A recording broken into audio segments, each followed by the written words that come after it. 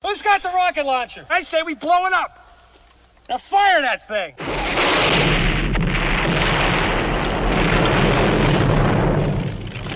It's for the city of sports, playing with a giant Nick. With my man S. Guard. That's him. You feel the vibe? That's me. We going live. That's us. That like button shared, you been subscribed. Stadium. That MetLife, Big Blue, home of the Braves. Yeah. That turnpike, you can see that's where the game's played. NFL one day, then it's the NBA. Madison Square Garden, that's where the Knicks play. This that NY Logan, no it don't get broken. Legalize, mean this shit smoking. I'm on topic, dropping another episode. The game winner, trade, maybe a field goal. Everybody right now doing the wave. You tune in, the show called TheMan-Cave. I see the chat, they always doing their thing.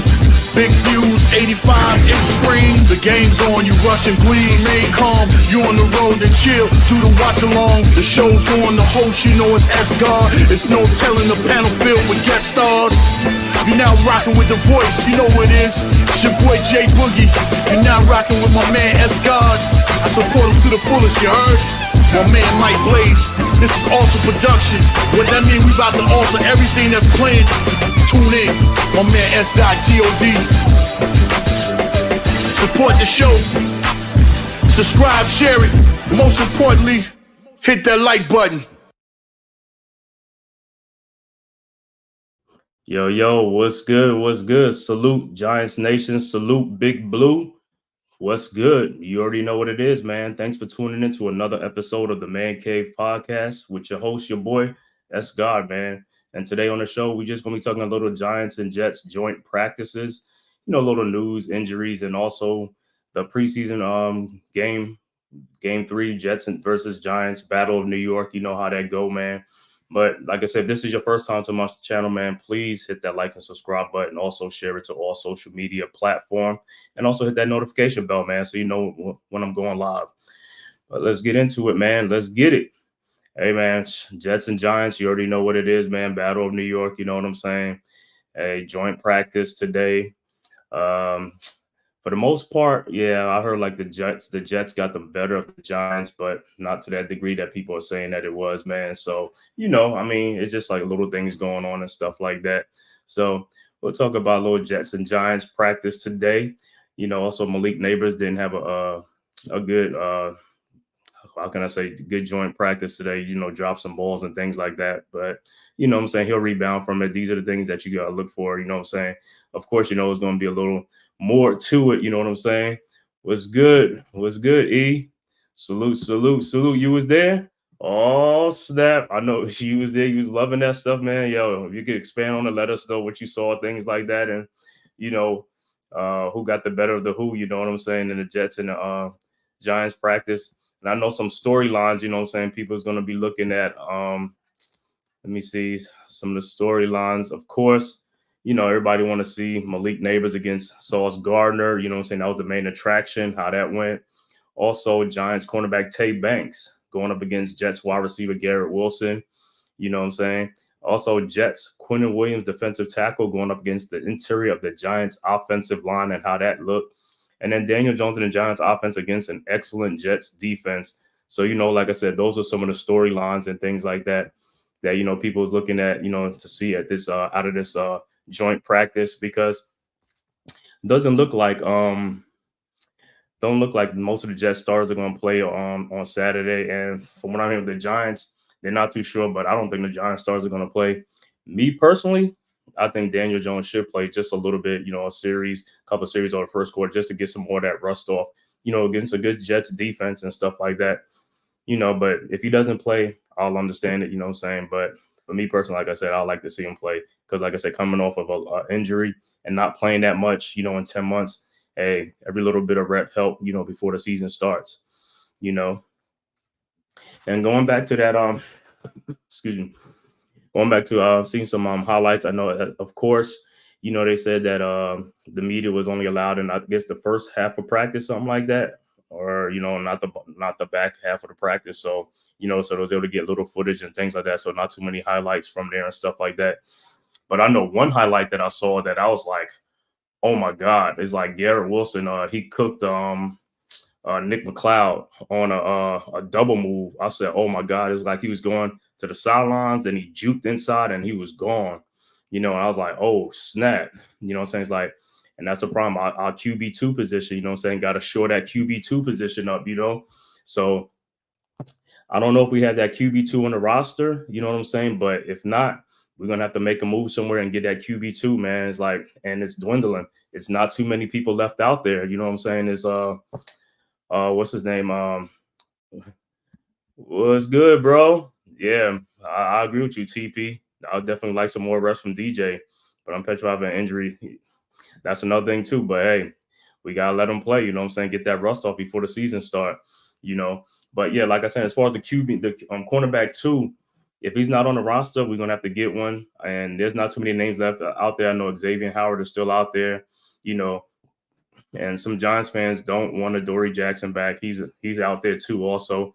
But and some of the Giants fans are, they don't want him back because of some of his effort level last year in games and stuff like that, which I can agree to and stuff like that. But at the end of the day, if that's what the Giants decide they want to do, bring back Adoree Jackson at a veteran minimum, I'll be okay with it. We'll just see how he plays. And then another thing with that is he's already used to Shane Bowen. That was his former defensive coordinator with the Tennessee Titans. So they'll be reunited. So, you know what I'm saying? It can't hurt that bad. We'll see what happens, you know what I'm saying? But yeah, I know left with a sour taste in people's mouth as far as his effort level last year in the season. But at this point, the way our QB2 is looking is struggling because Cordell Flott was supposed to be the QB2, but he's been out with a quad injury. He hasn't been playing. So, and they say the best ability is availability. And if he's not there, and he looked like he ain't gonna get that starting job either. You know what I'm saying? I'll rock with Adoree. Yeah. Like I said, whatever the Giants decide to do, man, I'm cool with it. If they decide to bring Adoree back, hey, bring him back. You know what I'm saying? It ain't gonna be for no astronomical amount of money anyway. So it'll be a vet minimum. So it ain't really gonna hurt us none too much. But that cornerback 2 position got to be shored up because Nick McLeod, like I said, he ain't looking too good either in preseason games, training camps, and stuff like that. I thought he would be like the one to get that spot from Cordell Flott, which, Cordell Flott really don't even have it on lock anyway either. You know what I'm saying? And also, we could be surprised. If they don't go get one, Alex Johnson, the undrafted free agent out of UCLA, you just never know, man. He might play good in these games and they might see something and he could get that spot. But I think we would need a veteran cornerback really, though, for that spot. Because like I said, that QB2 position is going to be important because for the defense, we already know the defensive front is like the strength of our team. And I don't have no problems with the defensive line. Our problem is that secondary, And as far as the safety position with Shane Bowen, he might go to a 3 safety look, with Tyler Nubin, Dane Belton, and Jason Pinnock. So that'll be 3. If that QB2 position they can't short up or is struggling, they could try to mask it with a 3 safety to shade over to that side and things like that, But I'm surprised that nobody has really stepped up, to take that spot because it's a wide open spot. You got Nick McLeod, Trey Hawkins, the pick from last year. I'm thinking this dude is going to be out there, try to get that spot. And he looking even worse than last year. I'm like, bro, you got to come with it, bro. You got to bring it. You know what I'm saying? I'm like, the position is there. If it's open, you got to take it. The worst thing to do is for somebody else to come from an outside to get that position and you already on the roster. That tells you a lot. You know what I'm saying? They have to go outside the roster to go get somebody to play your position. That's one of the most disappointing things out there. You know what I'm saying? And like I said, you can't say they haven't been given an opportunity. They got training camps. They have 2 preseason games in the books. This is the last preseason game coming up. Bro, if you ain't take that spot by now, that spot look like it's going to be vacant and they're waiting on somebody else to take that position. The same thing I said, TP. They got to step up and take that QB spot. It's like, yo, nobody wants it. So do I look at it by, what's that, the 27th? I think that's when you're going to cut the roster down to 53. There's going to be 1,200 unemployed dudes out there on the waiver wire, out there as free agents that they're going to look through and sift through. And you might be surprised. Some team might cut they might be good at cornerbacks and they might cut a good dude at cornerback and we can end up scooping them up. He could come over here and start and take these guys' position. A dude who hasn't even been on his team could come over here and take your spot, you know what I'm saying, at the end of training camp, right before the season start. You've been doing all this stuff, doing training camp, OTAs and stuff like that, and you still haven't secured your position yet. Somebody going to come in there and take your position from another team. It's like, yo, you ought to be ashamed of yourself. What's good, NYG? What's good?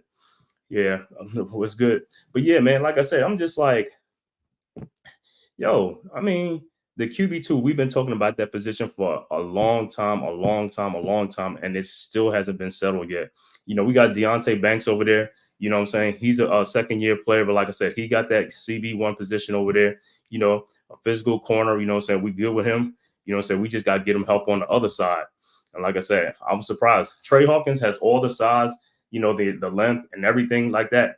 But like I said, as far as this up here, I know he's a second-year player, but it's like this. You would think like, you know, he would be like working on this craft, like you said, especially with the new defensive coordinator, you know, try to get that position and stuff like that. But like I said, you could be surprised too how he goes in the last preseason game against the Jets, because that's going to tell a lot too. The last preseason game, guys are going to get a lot of opportunities to get in there and shine and do what they got to do.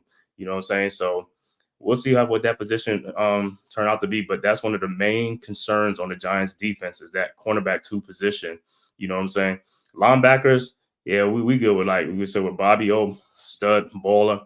Micah McFadden, he's good. He's another one. He's out with an injury too. So I don't know how long he's going to be out. You know, Micah McFadden, you know, he's out with an injury. Cordell Flott is out with an injury, stuff like that. John Runyon with the shoulder. You know, they just keeping him out just for precautionary, just for, you know what I'm saying. But I think he should be ready for he'll be ready for game 1. For the first game against the Vikings. So we're not really worried about that right now. You know what I'm saying? Those guys will come back. Also, Evan Neal today in training camp, he came back. You know what I'm saying?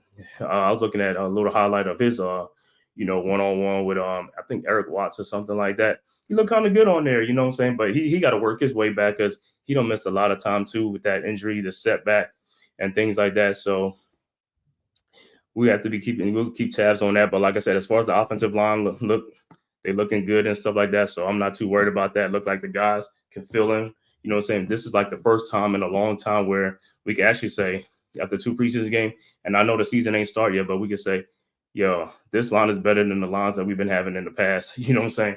At least these guys are like working in tandems together.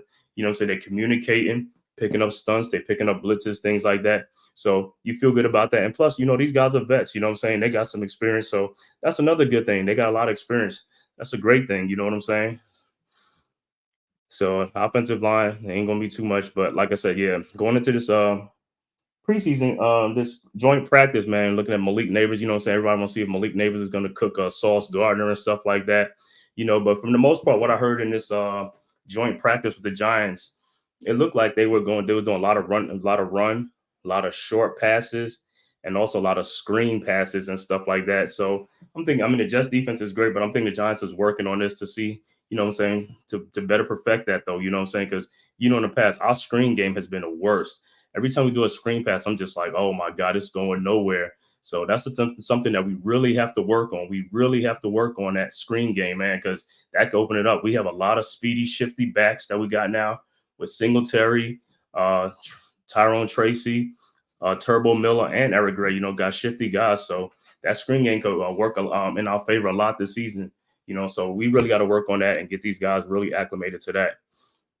What's good, Mosley? What's good, bro? Thanks for tapping in, bro. Yeah. You see the Casey? Nice, saying everything I wanted to hear from him. Yeah, I see that with Kayvon Thibodeau and stuff like that. Yeah, that was a great interview and stuff like that, man.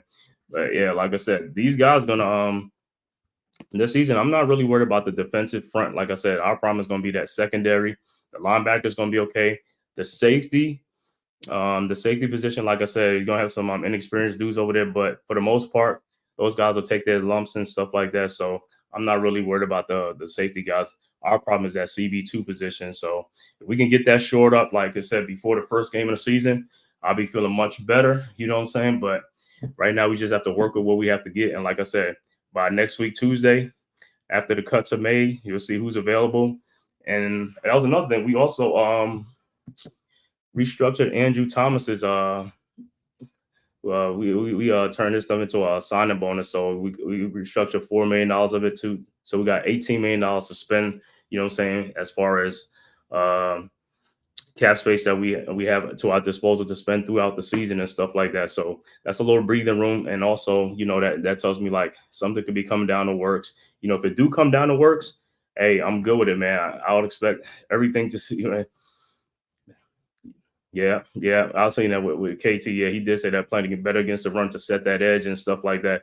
Because, you know, like I said, I mean, Kayvon, like I said, Kayvon is an impact player. Like I said, that's the one part of his game he got to work on too. I mean, and when he do make impact plays, he make impact plays, like I said. But like I said, that's one part of his game that he has to work on. And I'm glad he's working on that and stuff like that and made an emphasis on playing better against that, you know, because we're going to need him, you know, to stop the run. That's Shane Bowen's main thing, you know, as a defensive coordinator, is stopping the run. You know, he's like, his defenses have been like in the top 10, top 15 of stopping the run and stuff like that. So that's going to be even better for us. Like I said, if you can stop the run and make that dude a one-dimensional player, you know, make that team a one-dimensional player, you can pin your ears back and go at the quarterback all day long. You know, that's what we're looking for. And Malik Neighbors, like I said, yeah, Malik Neighbors didn't have so much of a good today. Like I said, he dropped some passes that he should have, you know, caught. You know what I'm saying? But like I said, those are things that happen and stuff like that. You know, I'm gonna play the interview with him going up against Sauce Gardner and also Reed. So let me look for it right now and see what he had to say about that. You know what I'm saying?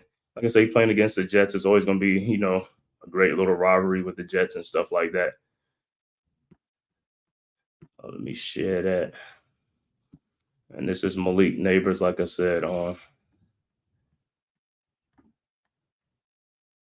You today, how would you assess it? On myself, had too many drops. I mean, had a lot of catches that could have been made on the field. You know, so that was about me. But it was a great competition day, great work day. When you get something like that with drops that you're not happy with, do you just go right back to work tomorrow? I mean, that's all I can do. Look at the film, you know, see how I drop it, see which better ways I can catch the ball, but continue to stay in the books. Like, was it how they covered you, or do you feel it was something you weren't doing? I mean, the coverage was pretty good. I mean, you know, it's contested. It's going to be contested. That's what this league is. It's whoever can make those plays, and I think I can make those plays, but, you know, just didn't come out with those plays today. The last one on the deep one, did that bother you? Yeah, it bothered me. It bothered me pretty bad. You know, if I had to do it again, you know, I would work on something different on catching the ball, but, you know, I just go look at it, see what I can do better, and just practice that kind of throw again, practice that kind of play, practice getting my eyes around faster and finding the ball really in the air. Did you have to come back for it a little bit? Is that maybe what? No, I didn't really have to come back for it. It was just when I had turned my eyes back on the other side of the shoulder, I kind of lost the ball, and I found it later. So, you know, it was just a drop. You know, I just got to try different. Just try to catch it better, I guess. How does it make you feel when Sauce Gardner is like waving goodbye to your guys sideline and taunting you guys basically? I mean, they can do that. I mean, they won on the day. I mean, their defense came out here, executed well. You know, we beat ourselves today. So it's about really going back into our playbook, going back into, you know, trying to be, you know, us, trying to find this team that, you know, we trying to look for. So it's going back to the preparation, really. It seemed that people were expecting you and Sauce to go to head-to-head a lot. Yeah. It didn't seem to happen that much. I mean, that's a question for Dave to ask. You know, I don't script the plays, but that's a question for Dave. You're such a competitor for yourself. Like, do you get caught in the middle sometimes where you have a practice, you're working on things that you want to work on for your own game, and then also know it's a competition because you're going against another team that you kind of want to, I don't want to say show out a little bit, but you guys want to compete. So is there kind of that back and forth, that balance you want to strike? Nah, not really balance. It's really working on myself, really. I mean, the defense going to give me a look. I just got to play football. So it's really working on different techniques, working on if they're outside of my shoulder or inside of my shoulder, just continue to win. Do you think you and the first team offense would benefit from one more look in this Saturday's game? I know it's not up to you, but do you feel like you guys could benefit from that kind of work? I mean, of course, you know, it's another opportunity to go in there, you know, play a football game, you know, find out, you know, what we need to work on, you know, what we need to learn from. So, yeah, this opportunity to go play another game on Saturday is to help before the season starts. Did you learn anything from the limited time you did get to go against Sauce? Like, maybe little tips or tricks of going against a guy who's considered one of the top cornerbacks in football? Right. I mean, yeah, but I ain't gonna share all my key details. I ain't gonna share, what I thought, but I'm gonna keep them all to myself, and just continue to, work on myself. Really. What were your impressions of number 4, who was also on you? Number 4, DJ Reed. I mean, he's great competitor. Had smooth feet. Plays the ball pretty well when the ball's in the air. Knows formations, knows concepts. So going against him, I kind of had to, switch my game up a little bit, so he wouldn't jump in a lot of routes. But he's a great competitor. He's different style-wise than Sauce is, right? I mean, it's different size, different lengths. Everybody's game is really gonna be different. Yeah, man. So you see that, man. That's Malik Neighbors on there talking. Like I said, man, he's just talking like going against Sauce Gardner and also DJ Reed. DBs from the New York Jets, like I said. But like I said, in this joint practice, I knew it was going to be, saying, of course, everybody looking for Malik Neighbors against Sauce Gardner, Deontay Banks, Garrett Wilson. And like I said, also Quinnen Williams and that Jets defensive line against the Giants offensive line. Quinnen Williams against the Giants interior offensive line, how they was going to hold up. So those are some of the things that you were looking forward to and stuff like that, man. But I'm going to welcome my brother, Unpopular Opinion Sports NYG, to the show. You know what I'm saying? Good, bro. What's good with you, man? Maintaining, bro. You already know what it is, man. I've been watching these these Giants Twitter oh man, I've been on that too, though. And the thing about it is okay, the Giants went up against the Lions, right? Mm-hmm. They had 2 very good practices. Super Bowl contender. Yeah, one may say they got the better against the Lions. Mm-hmm. Okay, they didn't practice against the Texans. They just went out there and played. Right? And, didn't look good. Let's keep Mm-hmm. it a buck. Mm-hmm. Now today, the first thing when I looked on Twitter was only thing I heard the reports was the Giants are hanging in there with the Jets. Right. They look good. Daniel Jones was 9 for 9 or something like that. Mm-hmm. They were throwing short passes, and these guys. Don't say that the explosive plays they can't get. They turn it around and say, okay, the Giants can't do explosive plays no more because Daniel Jones can't throw the football. Mm-hmm. Oh my God. Did we not see him throw the football in the preseason game down the field? But bro, see, they don't seem to understand that's what the Giants was trying to work on. It was not so much explosive. It's just like exactly. It's like all these practices are, I ain't gonna say kind of scripted, but they are kind of scripted, and they are working on things. That's how they work on things before they get to the regular season to see how it would. And like I said, I like what they did today against the Jets because they have a great defense. So they're trying to, like I said, do some screen games, because when you do a screen game, it's for an aggressive defense.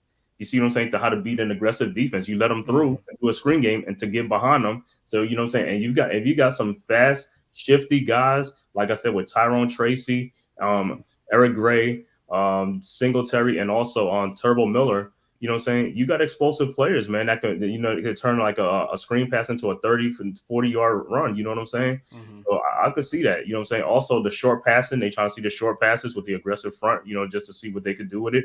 You know what I'm saying? These are all things that they work on, you know what I'm saying? And also the run game. They did the run game today. So they did a lot of run plays, try to see how they could go up against that aggressive defense. You know what I'm saying? Because the Jets have, like, with the top defense in the NFL, they got the number 1 defense or, top 3, whatever it is. But it's like, that's what you want to see. You're not going to see, like, if you want to take a shots all day downfield, you can take shots all day downfield. But you also want to see if you want to sustain drives and keep drives moving. You know what I'm saying? Make some good plays. And I'm going to, even Art Stapleton, I'm going to look at some of the things that he said. He said 3 things that he noticed, like, in the practice. He said, 1, he said that the blitz was picked up by Singletary. Jones hung in the pocket and hit Theo Johnson on a deep out. That was a nice catch. Mm-hmm. The second one, Jones kept the ball and ran in for a touchdown when he could have forced a pass inside the 10 to Slayton, who had a slight positioning on a defender. So that was a good. And you know what? I just retweeted that. Yeah. I just retweeted that because Sauce Gardner himself said he thought he had a pick on Daniel Jones. Right. He held the ball. He kept the ball. He held the ball. Right. And so people out there bugging out like, oh my throw God. Throw it. And I'm like, bro, he fooled one of the best corners in the league. Right. He thought he was going to throw. Stupid. Got him. People just want to see that. It's like, yo, that's what you want to see, a quarterback making good decisions. You know what I'm saying? Like, even though you don't force the pass. If you don't have it, just don't force it. You know what I'm saying? If you can make a play by yourself as a quarterback, and he has the legs to make the play, and I know, like I said, he's come back off of an injury, but pre-injury, Daniel Jones, you could say, could run it in 10 yards or something like that. One of the fastest quarterbacks out there. Like I said, I always say, like, at the 32 quarterbacks or whatever, Daniel Jones is probably, like, faster than, like, 24, 25. He's top 10. Right, he is. He's a top 10 running, and he's been a top 10 running quarterback. Man-Cave, if you look at the statistics, when he's been healthy, he's been a top 10 rushing quarterback in the NFL, and most years he's been top 5.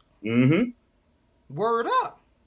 And you can see his speed on display. I know everybody gonna talk about the Eagles game when he outran everybody and he fell, but it's like you see that dude outran everybody. But you know what it is? People cap on it because he's a white guy, and that's just 100. Right. That's just 100, bro. You know what I'm saying? People cap on it because he's a white guy. You know, but people talk about Kyler Murray and Justin Fields and Jalen Hurts and all these other quarterbacks. Daniel Jones has been neck and neck with the Lamar Jacksons of the league.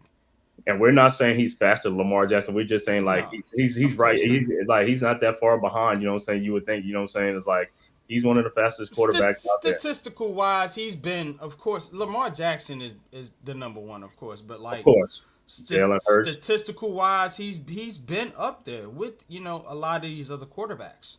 So, but yeah, they don't count TP, right? Right. They don't count. They only want the passing touchdowns. That's the only thing that counts. So the rushing touchdowns do not count on the scoreboard. They don't count on the scoreboard at all. There's only the throwing. You have to throw it. Yeah, that's what's wild to me. But you know another thing going on because I looked at CJ Stroud had a great rookie season, a phenomenal rookie season, and he only threw for 25 touchdowns. You know what I'm saying? You would think that he threw for like 40 or something like that. You know what I'm saying? Isn't that the same amount Daniel Jones threw for his rookie year?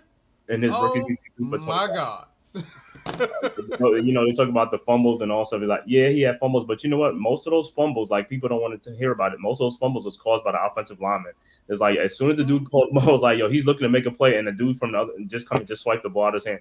Just like in the Texans game, Tommy DeVito. You saw that play with Tommy DeVito when he got the ball swiped out of his hands. In that Texans game, that's how a lot of Daniel Jones fumbles happened in his rookie season. The offensive line was letting guys just come on through, and it's like, yo, by the time he looked to throw a pass, it was hitting the ball out of his hands. You know, it wasn't like he was just running with the ball. He fumbled. It wasn't like he was running with the ball. He fumbled the ball. It was like most of them was because his hands got hit to lose the ball. You know. But yeah, man, you look at some of them things. Like I said, man, yeah, the running touchdowns don't count, bro. They only want the throwing touchdowns, and that's it. You know what I'm saying? So they'll talk about the 15 touchdowns and things like that. You know what I'm saying? But hey, it's all good, man. Right. You know.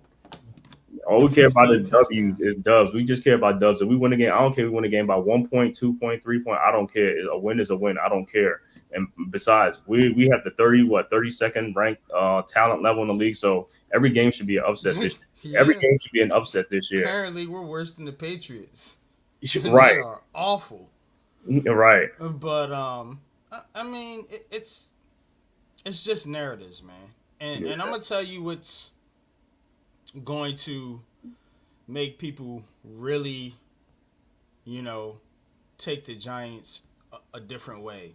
And it's going to be this pass rush, bro. This pass rush is going to be great. You know what I'm saying?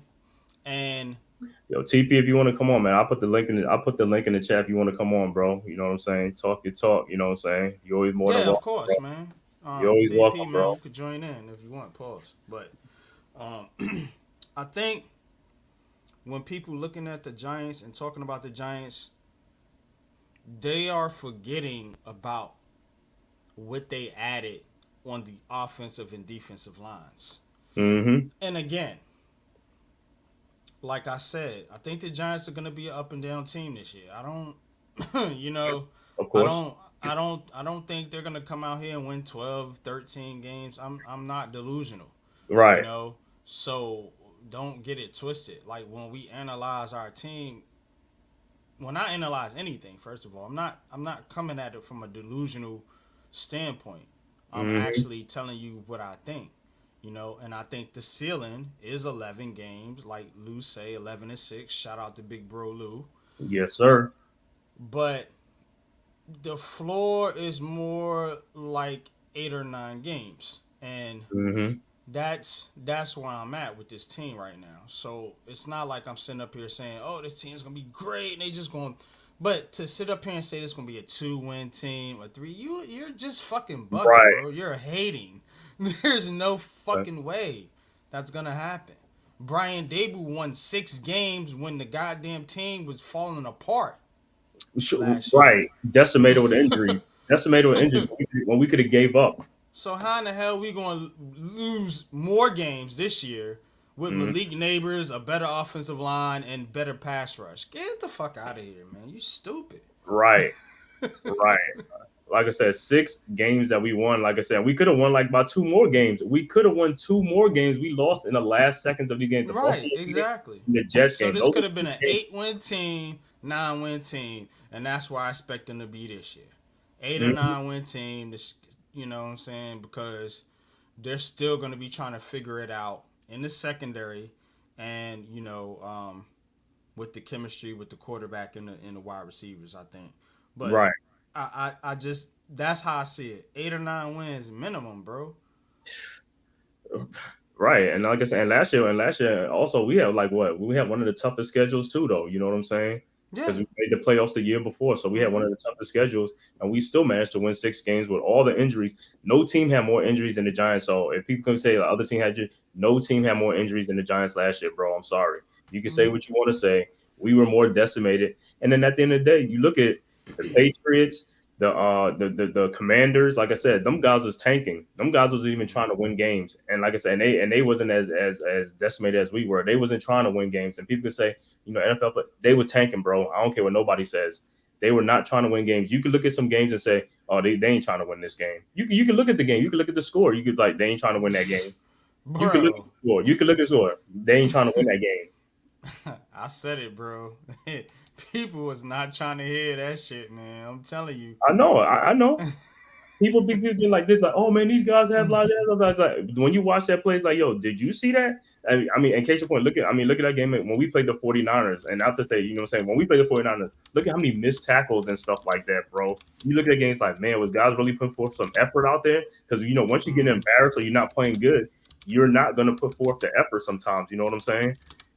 And like I said, and we were decimated, but like I said, you know what I'm saying? But like I said, there was some teams that was not trying to win games last year. They was looking for draft position, you know what I'm saying? And people can say, well, it was like, that's not true. That is true. And that's why I'm one of the biggest proponents of the NFL being like the NBA and going to that lottery system, not based on records. They should put their names in there and see who gets the first. That'll deter teams from tanking, because a lot of teams tank on purpose. They do. And the NBA was like that, but like I said, that lottery system been in place, but like I said, it's like, so the team with the worst record don't automatically guarantee the first, what you call it, you know what I'm saying? So that's why I think it's a little bit more fair, you know what I'm saying? Yeah, they might not fall out of the top 5, you know what I'm saying? I'm good with that, you know what I'm saying? But as long as they don't get the number 1 pick, you know what I'm saying? So, but right, yeah. That would be dumb, man. Like, I mean, you know what I'm saying? Like, just trying to figure out, like, how they could make that work. You know what I mean? Like, in the NFL, because you know how the NFL is, man. They But I mean, it's easy to do. It's not something that's hard. It's easy to, if you see the NBA already doing it, it's something that's already is a proven method. It's not something that's like you have to go and do some studies and research on. It's already been working. So you just have the same system. Put all their names in there. The teams that don't make the playoff, of course, the teams that are with the worst record is going to have the more weighted, you know what I'm saying, and put them in there. And you know what I'm saying, and that way it'll force teams to stop trying to just tank games on purpose or sit players down purposely and stuff like that. But as far as the Jets and the Giants, man, so what was you like? I know you heard some of the things from the practices. Like, I know you saw that play that Nick McLeod got cooked on that play by Garrett Wilson, man. I said, it's secondary Swiss cheese, bro. And the thing about it is, what's messed up about it, I'm going to tell you what's messed up about this whole situation. As you're looking at a second-year player in Deontay Banks to carry your secondary right now. That's not cool, bro. Right. We need a vet back there. You know? And no disrespect to Pinnock, because I know he's technically a strong safety, you know, hybrid type player, but it's really Banks is the one that's the leader back there in the secondary, because you have Tyler Nubin, you have McLeod, quarter of flat, who Belton. Neither one of them are doing anything, and then you got Phillips in the slot, who's a rookie, right? You know what I'm saying? So you got two rookies, a third year or a third round pick in flat, and then you have McLeod, somebody you got off the practice squad or whatever, and then you have Trey Hawkins, a 6th round pick. So you don't have any leadership in that group right now, and you cut the leaders. You got rid of them. You got rid of Xavier, McKinney. You got rid of you let what's this other cat's name? Jalen Mills. You got rid of Dory back. Dory Jackson. I mean, you got rid of a bunch of guys in the secondary that, you know, would have been considered, you know, quote unquote leaders, or could have given you some leadership in that group. But good, Ralph. I don't see how this Giants team can move forward with such a young secondary and a brand new defense. You need somebody that is keen enough to be understand the nuances of the game, to be able to help some of these young guys out. Because I'm gonna tell you what's gonna happen right now. It's gonna be all kind of miscommunication issues back in the secondary, and you're gonna get a lot of blown coverages and a lot of big plays from the Giants. That's what the fuck's gonna happen. And then people are gonna be crying, well, Wink didn't have. Yeah, Wink's system was different. Wink's system was predicated to not allow big plays, but what Wink's system didn't do was put enough pressure on the quarterback. You know what I'm saying? And that's what this system is trying to do, put enough pressure on the quarterback while allowing more coverage on the back end. Wink's system wasn't do that. That shit was man to man. If you get cooked, you get cooked. So, on the island, right? Yeah, maybe Shane Bowen's system will work against some teams, and that's what I'm banking on. But it's going to be teams with good quarterbacks. I'm just going to tell you right now, whenever you see a good quarterback on the schedule, expect some points to be put up in that game. You know what's going to happen in that? What I'm going to see is teams are going to start going to max protect. They're going to go to max protect, and they can't, you know, try to nullify or what you call it, you know. And especially if they have a good offensive line too. That's the main thing. I should have added that in, y'all. My bad, but you know, good offensive line, a good quarterback, they're going to be able to cook the Giants with this current secondary. I'm going to tell you right now, it's not going to be good. Yeah, so that's what I say with that QB2 spot. Like I said, man, hey, after the preseason game, what's that, Tuesday the 27th? Everybody got to get down to 53, so it's going to be 1,200 unemployed guys out there. And hey, some teams, like I said, some teams might be rich in cornerback up. I know they don't want to release their good cornerback, but sometimes they might have to because of salary cap reasons sometimes. And we might end up getting a gem, and that person going to come in and take these guys' spot. If you can get, I know a lot of people like Adoree Jackson. I'm not a fan of Adoree Jackson. I already know. Ghost was good, bro. I didn't like his effort. The effort level, yeah. I said that to you earlier and stuff. When I watch football, I want to see effort. Right. Any sport, right. For real. You know what I'm saying? But like, especially in football, I want to see effort. Like, don't just go out there and just. And I seen that with Ojulari. We talked about that. I seen it last year with Adoree Jackson, and it infuriated me, especially in that Jets game. I said, get this dude up out of here. You know what I mean? Like, that's how. Let me tell you something. In that Jets game, the thing I didn't like towards the end when Adoree helped that guy up, I was like, Adoree, what are you doing? It's like you're helping him save time. Adoree, you need to stay on the dude or whatever to let the clock run out. You're a veteran. You're supposed to know this. And that's what I'm saying. Like, what are you doing? That's why I don't think he's gonna help a young secondary. That's what I'm saying. I don't think he's that guy. He'll help you be decent over there on that side. I will say that. He's not going to get, like, cooked repeatedly. You know what I'm saying? He'll give up a big play here and there, but I will say that about Adoree Jackson. But as far as, like, bringing in somebody to help some of these young players, you know, kind of develop, man, he ain't going to be that guy.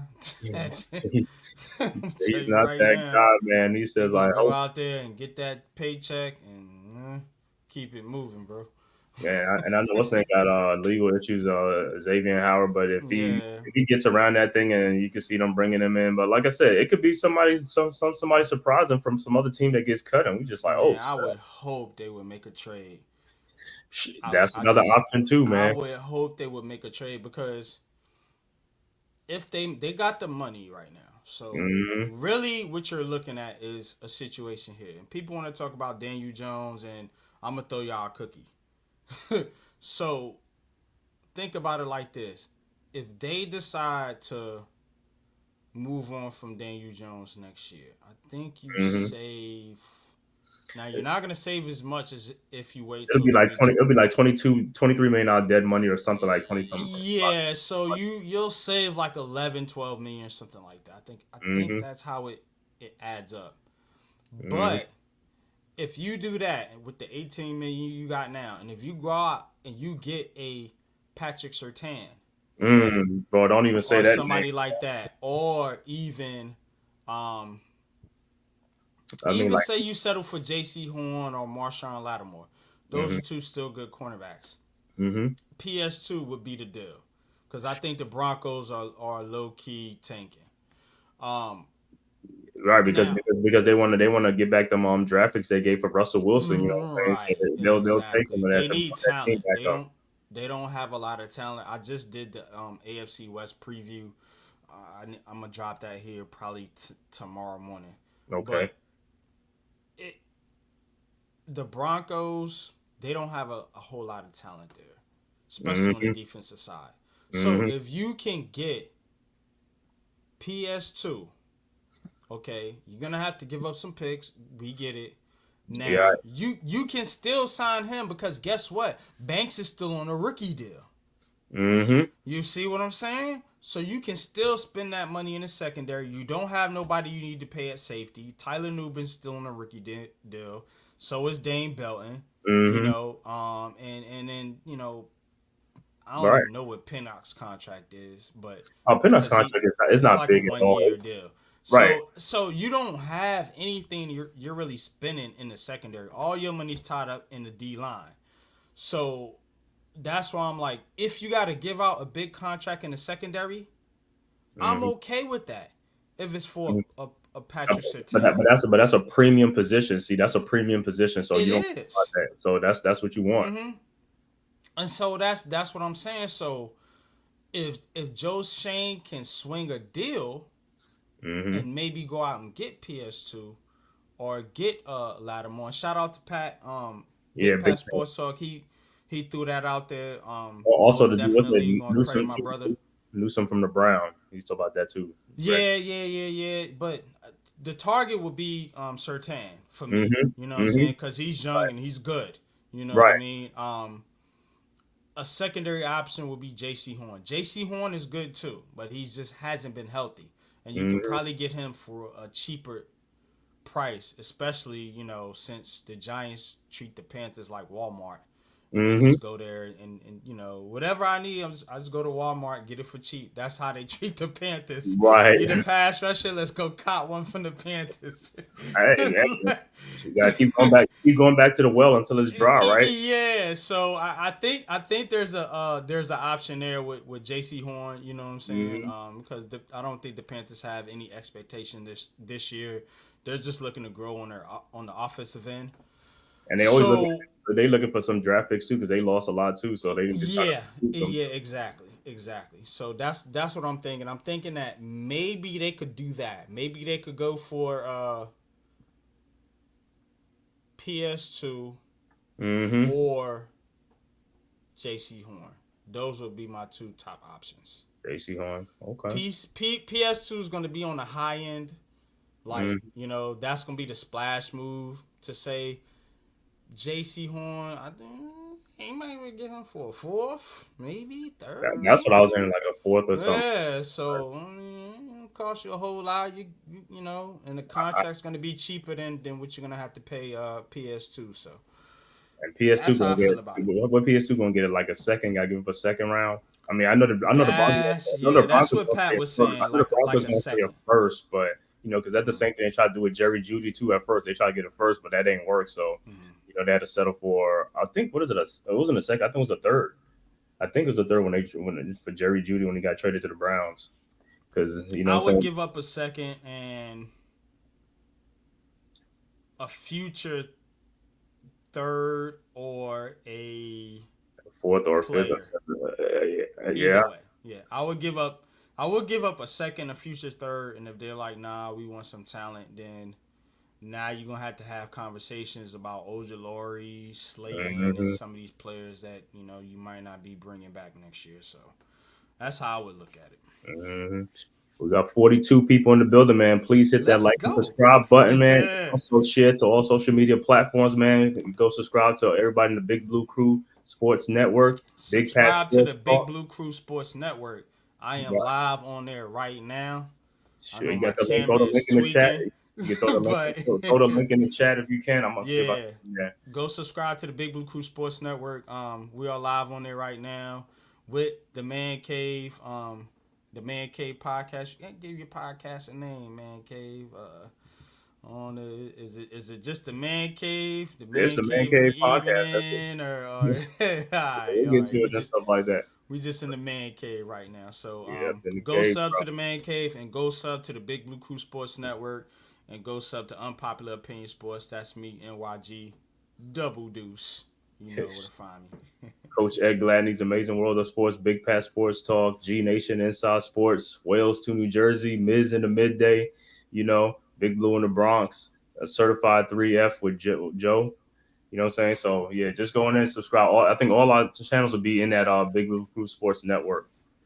But subscribe to that channel, Big Blue Sports Network, because we'll get all our stuff going to be in that on that network. So that'll be a central location for all our shows and things like that. If you want to watch, when you want to watch it,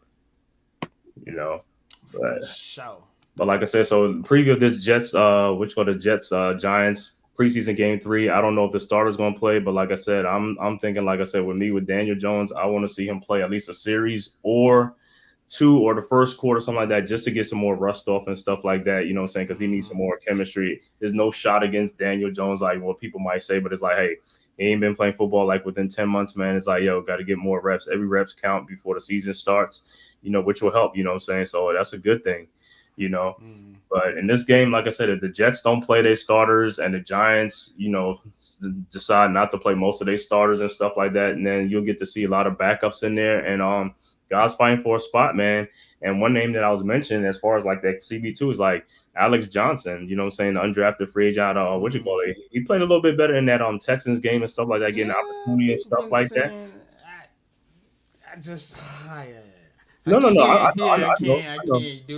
I know. But what I'm saying is like, corner is just such a tough position.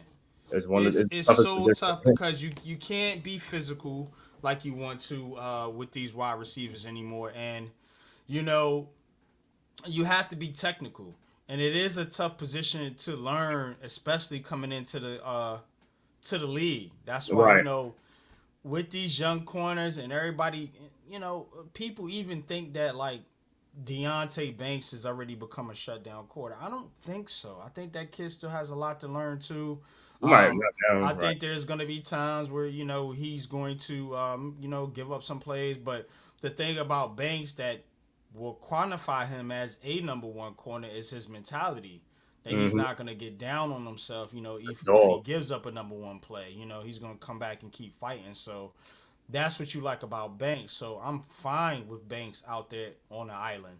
But the problem is that, you know, you can't just feed off a young player like that. That type of young player at that type of position, you need some veteran leadership. And none of these guys are qualified. Like, let's keep it real, because you know what some Giants fans will do? They'll go out there and say, "Oh, well, NYG, we got Trey Herndon, and we got you know, McLeod, he's a vet, and we got get the fuck out of here." You know what I'm saying? Like, no, bro, we're not talking about that. We're talking about an established veteran, because guess what? You look up to your peers. If Cave, right, if you on a job and somebody telling you, "Hey, yo, go do it. Follow this guy right here." Right. And then you look at this guy's work, and then you do some history on him, and you like, this dude is a bum. Right. I'm not following. Why am I going to follow him? Right. You see the problem with that? That's why you need a Marshawn Lattimore or a people saying a Dory Jackson or somebody that's had some experience and that has done some things in the league that a young player can look up to and say, okay, well, damn, you had, 8 interceptions, 6 interceptions, you made the Pro Bowl, you did this. Okay, cool. Right. I can respect that. You looking at Nick McLeod like, bro. He said you pick off the scrap. You pick off the scrap. You know, you got a couple tackles in your career? Like, come on, bro. Yeah, I get you, man. We're not doing that. That's the thing. That's the problem. Like I said, man, as far as that, man, I think they're gonna come up with something, man. Because I know that position right there, if it keeps which guy, and I know they're looking at it, they gonna do something about it. And I'm not saying that that's why they did Dex contract and open up some more cap space, but you just never know, man. Hey, and that's a premium position. Those are positions that Shane looks at. He looks at that cornerback position, the defensive line. Those are premium positions. Linebackers are premium positions. You know what I'm saying? So you got to think, if we're struggling at a premium position, he's going to find somebody or get that position filled. If it's not with somebody on the roster already, you know what I'm saying? Like I said, we got guys on the team where the roster, I mean, the spot is open and nobody wants it. That's the sad part. Nobody wants it. It's like it's open. It's like Cordell Fly. I mean, that's not even his position, but he's been out. He's been out. And everybody's been having a shitload of opportunities to do something, and they're not doing nothing. Nobody's stepping up. And that can't be, man, because guess what? That's going to be the position that's going to be picked on. If it's going to be picked on, then I ain't going to allow our defensive players, the defensive line, to get up in there, because as soon as they call height, 1 or 2 seconds, they could just throw to that position right there. You know what I'm saying? And you gotta be able to jam the guy at the line of scrimmage. That's what this is about. You got light corners. You know what I'm saying? I know Lou lurking somewhere, so I'm a pause. You know what I'm saying? You got corners that's light in the ass. Right. You know what I'm saying? Right. So to me, when you're thinking about it, that's where you get those quick passes, those because what you want to do in those situations is press. Deontay Banks is a press man corner. Right. He can press you at the line of scrimmage and stop those short routes. Cordell Fly and Nick McLeod cannot do that. No. And that is our problem, if you want to break it down from a football standpoint. And, you know, and don't even bring up Darnay Holmes. No Darnay Holmes. Hell nah. Can't do that, man. Nah. But that's, like I said, that's one of the good things we're going to start. Like this third preseason game is a Saturday night game. It's going to be, a 7:30 game Saturday night against the Jets at MetLife Stadium. Like I said, it's going to be a game of the backups and things like that to see. Like I said, Daniel Jones may play. If he does play, I'll be happy with that. If he doesn't play, you know, I won't be too mad. But it's like, you know, he needs the rep, though. You know what I'm saying? Now, if he didn't miss last season, I'll be like, okay, but he missed 9-10 months. Is like, hey, let this guy play a little bit, just a little bit. You know what I'm saying? And, you know, that offensive line, like I said, and also in this game, going to see Evan Neal. Evan Neal should be, I don't know if he's going to play. He should play. I think he is going to play. Yeah, they've been saying on Twitter that he was out there, you know, and The one-on-one. I know he's in the yeah, one-on-one. yeah. Yeah, yeah, he's okay. He's off that. He did the cha slide on a rep, and Yeah, right. got his hands on the dude, Paul. So, So yeah, like I said, he gonna see with him. Like I said, I know he don't miss a lot of time too. So that's another thing. He don't miss a lot of time, so he got to get some reps in there and stuff like that because he'll be coming off the bench and stuff like that in case something happens or something like that. But like I said, in the meantime, he could be developing in the background and stuff like that. You know, with these other guys, like right, because these other guys, like I said, man, looking at Aluminum, man, yo. Van Roten, you know, them guys are putting up some fights. You know, it ain't like they just letting guys get around them and stuff like that. And that's what you want to see. And I think, thing with Daniel Jones is he's not used to that. He's not used to an offensive lineman on the right side, like blocking for him. Andrew Thomas, yeah, you know what I'm saying, on that side. But the other side is like when you get constant pressure from that side and also up in the interior, like the interior offensive line is like, you have that in the back of your mind, you know what I'm saying? But now it's a little bit different. If the interior offensive line is going to be strong and the right tackle is going to be strong and the right side is going to be strong, that can only bode well for us, you know what I'm saying? So I'm gonna be looking at that, you know what I'm saying, with the Jets. And don't get me wrong, even though the Jets gonna have backups in there, their second the defensive line, they got a lot of depth on that defensive line. So them guys are gonna be good too. You know, the backups gonna be good too, you know what I'm saying? Because you got Jermaine Johnson, Will McDonald, those guys and stuff like that. So they're gonna be ready and stuff like that, man. And then also I take that back. They should start Evan Neal. They absolutely should. Go out there and get some reps against Jermaine Johnson and some of these cats over there with the Jets. That you damn right. You sit Illuminor because he's gonna be your starting right tackle. I'll be goddamn. And you let Evan Neal go out there and get those starting reps, and let's see what he looks like. Right. I'm with that, man. I'm with that. You know what I'm saying? Josh Azudu, like I said, he should be playing, but I don't want to see him at tackle anymore. I think he should just play guard. Just put him at guard. I just want to see him at guard. That's about it. No tackle no more. I'm sick of Josh Azudu, bro. You say like, yo, and I don't think his boy ain't gonna make Marcus McKeithen ain't gonna make the team. So, man, you don't go to North Carolina to get old linemen, bro. You go to Iowa, Wisconsin, Michigan. You go up to the Wisconsin, right? Like this, right. You go get. You don't go to the ACC. You go to the ACC to get basketball players and quarterbacks, like shit like that. You know what I'm saying? You say Iowa. You don't get fat man from the ACC. You get them from the fucking Big Ten and the SEC. Right. Those O linemen and D linemen. You know what we talking about. Yeah, but like I said, this game, I know Runyon is going to be out this game because they're holding him out for for the first game of the season. So he'll be ready for the first game of the season and stuff like that. He'll be in there and stuff like that. So that's a good thing. Who else? Today, what's that? They waived Tyree Jackson, and then they signed they signed that cornerback. Was it another cornerback they just signed? I think so. They just did it today. Yesterday they did. I think it was yesterday. They be trying to get through camp, like. Right. They signed so and so. I be like, they're just signing these guys to get through camp. That's all they're doing. No names, and then they're gonna get cut. Right. Because the 53-man roster, they're gonna get cut, man. You know what I'm saying?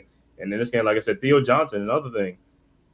Theo Johnson, so want to see what he could do, against the Jets. And it's like, I hope he feasts and stuff like that. You know what I'm saying? Tommy DeVito. Because I think if Daniel Jones don't start, I think would it be Drew Lock? I think it would be Drew Lock or Tommy DeVito. They both gonna play a lot though. You know what I'm saying? It could be Tommy DeVito playing. So all the Tommy Mania fans, Tommy Cutler fans gonna be happy. You know what I'm saying, to see what he can do. You know what I'm saying, and see he can get Theo Johnson and these other guys unlocked and stuff like that. You know what I'm saying? If you can move, you know what I'm saying. So that would be a good thing. I want to see. I do want to see Drew Lock, and. If Drew Lock is healthy, and I don't think he will be, but if he's healthy, I want to see Drew Lock because what we haven't seen enough of is Drew Lock with these starters. Right.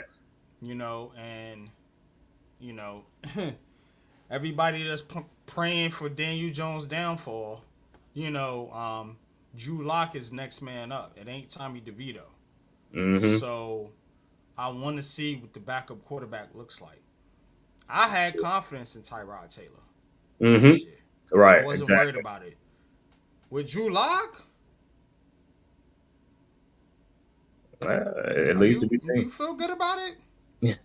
Well, like I said, with Drew Lock, like I said, that first game, who played was that it was the Lions, right? It was the Lions. Yeah, it was the Lions and stuff. It was the Lions backup. So everybody want to talk about Daniel Jones and when he was throwing those passes, it was against the backups. The starters was I don't care. Right. Look, now Drew Lock performed 10 times worse against the Lions backups.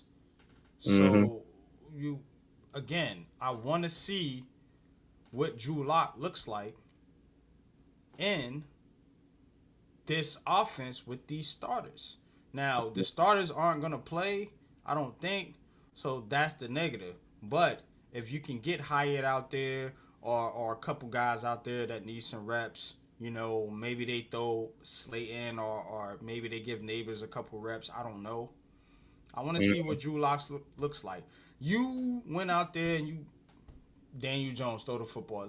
Do that to Drew Lock. Let him go out there and throw it around and see if he comes up with any interceptions or anything like that. Let's see what he looks like.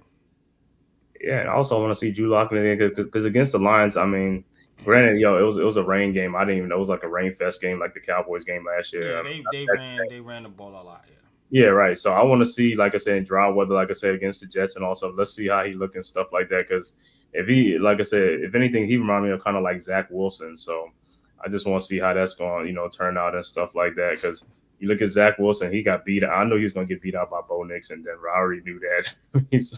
So yeah, but with Drew Lock, we want to see what Drew Lock can do and stuff like that. You know what I'm saying? So the fans could get a chance to look at him and see the decision making he makes. But like I said.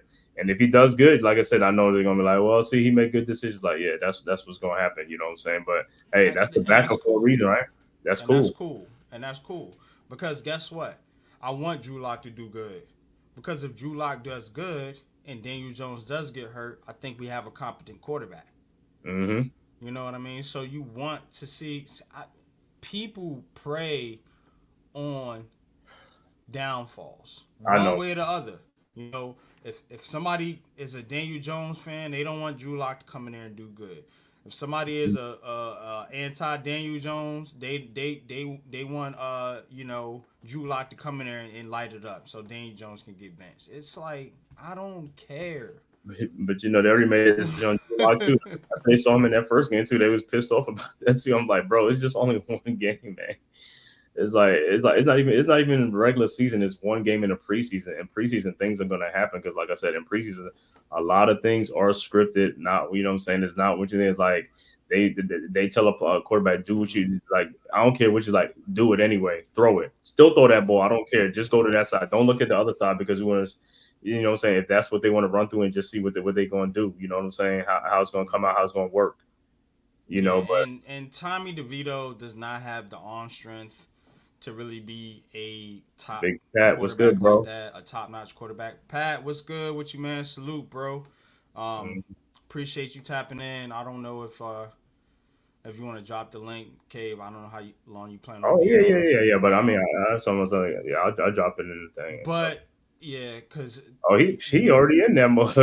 Because he on the Big Blue Crew network. Yeah, I knew. What's good, bro? What's going on, man? Welcome to the show, Big Pat in the house for the first time on the Man-Cave podcast, man. Part of the Big Blue Crew Sports Network and all that stuff, man. Great having you on the show, Big Pat. Good. Hey, so y'all was talking about the joint practice today. Yeah. Just one thing. I don't know if get my mic down here because it be sounding weird. Shout out to NYG. He pointed out the cornerback 2 position before the draft. He was talking about that before the draft, and the reports came out they had faith in Cordell Flott, and basically NYG said that's bullshit, but I'll roll with it. Right. So now it's showing this ugly head that it could be bullshit. It is bullshit because there's no way you can have faith in McLeod and Cordell Flott out there, or based off what you've seen so far in preseason and these joint practices and things of such. Nick McLeod got baptized today by Wilson. Now I will say this: Wilson has done his fair share of baptizing in the league so far without a good quarterback. So imagine what he's doing out there with Aaron Rodgers. Yeah, no, he's good. He's good.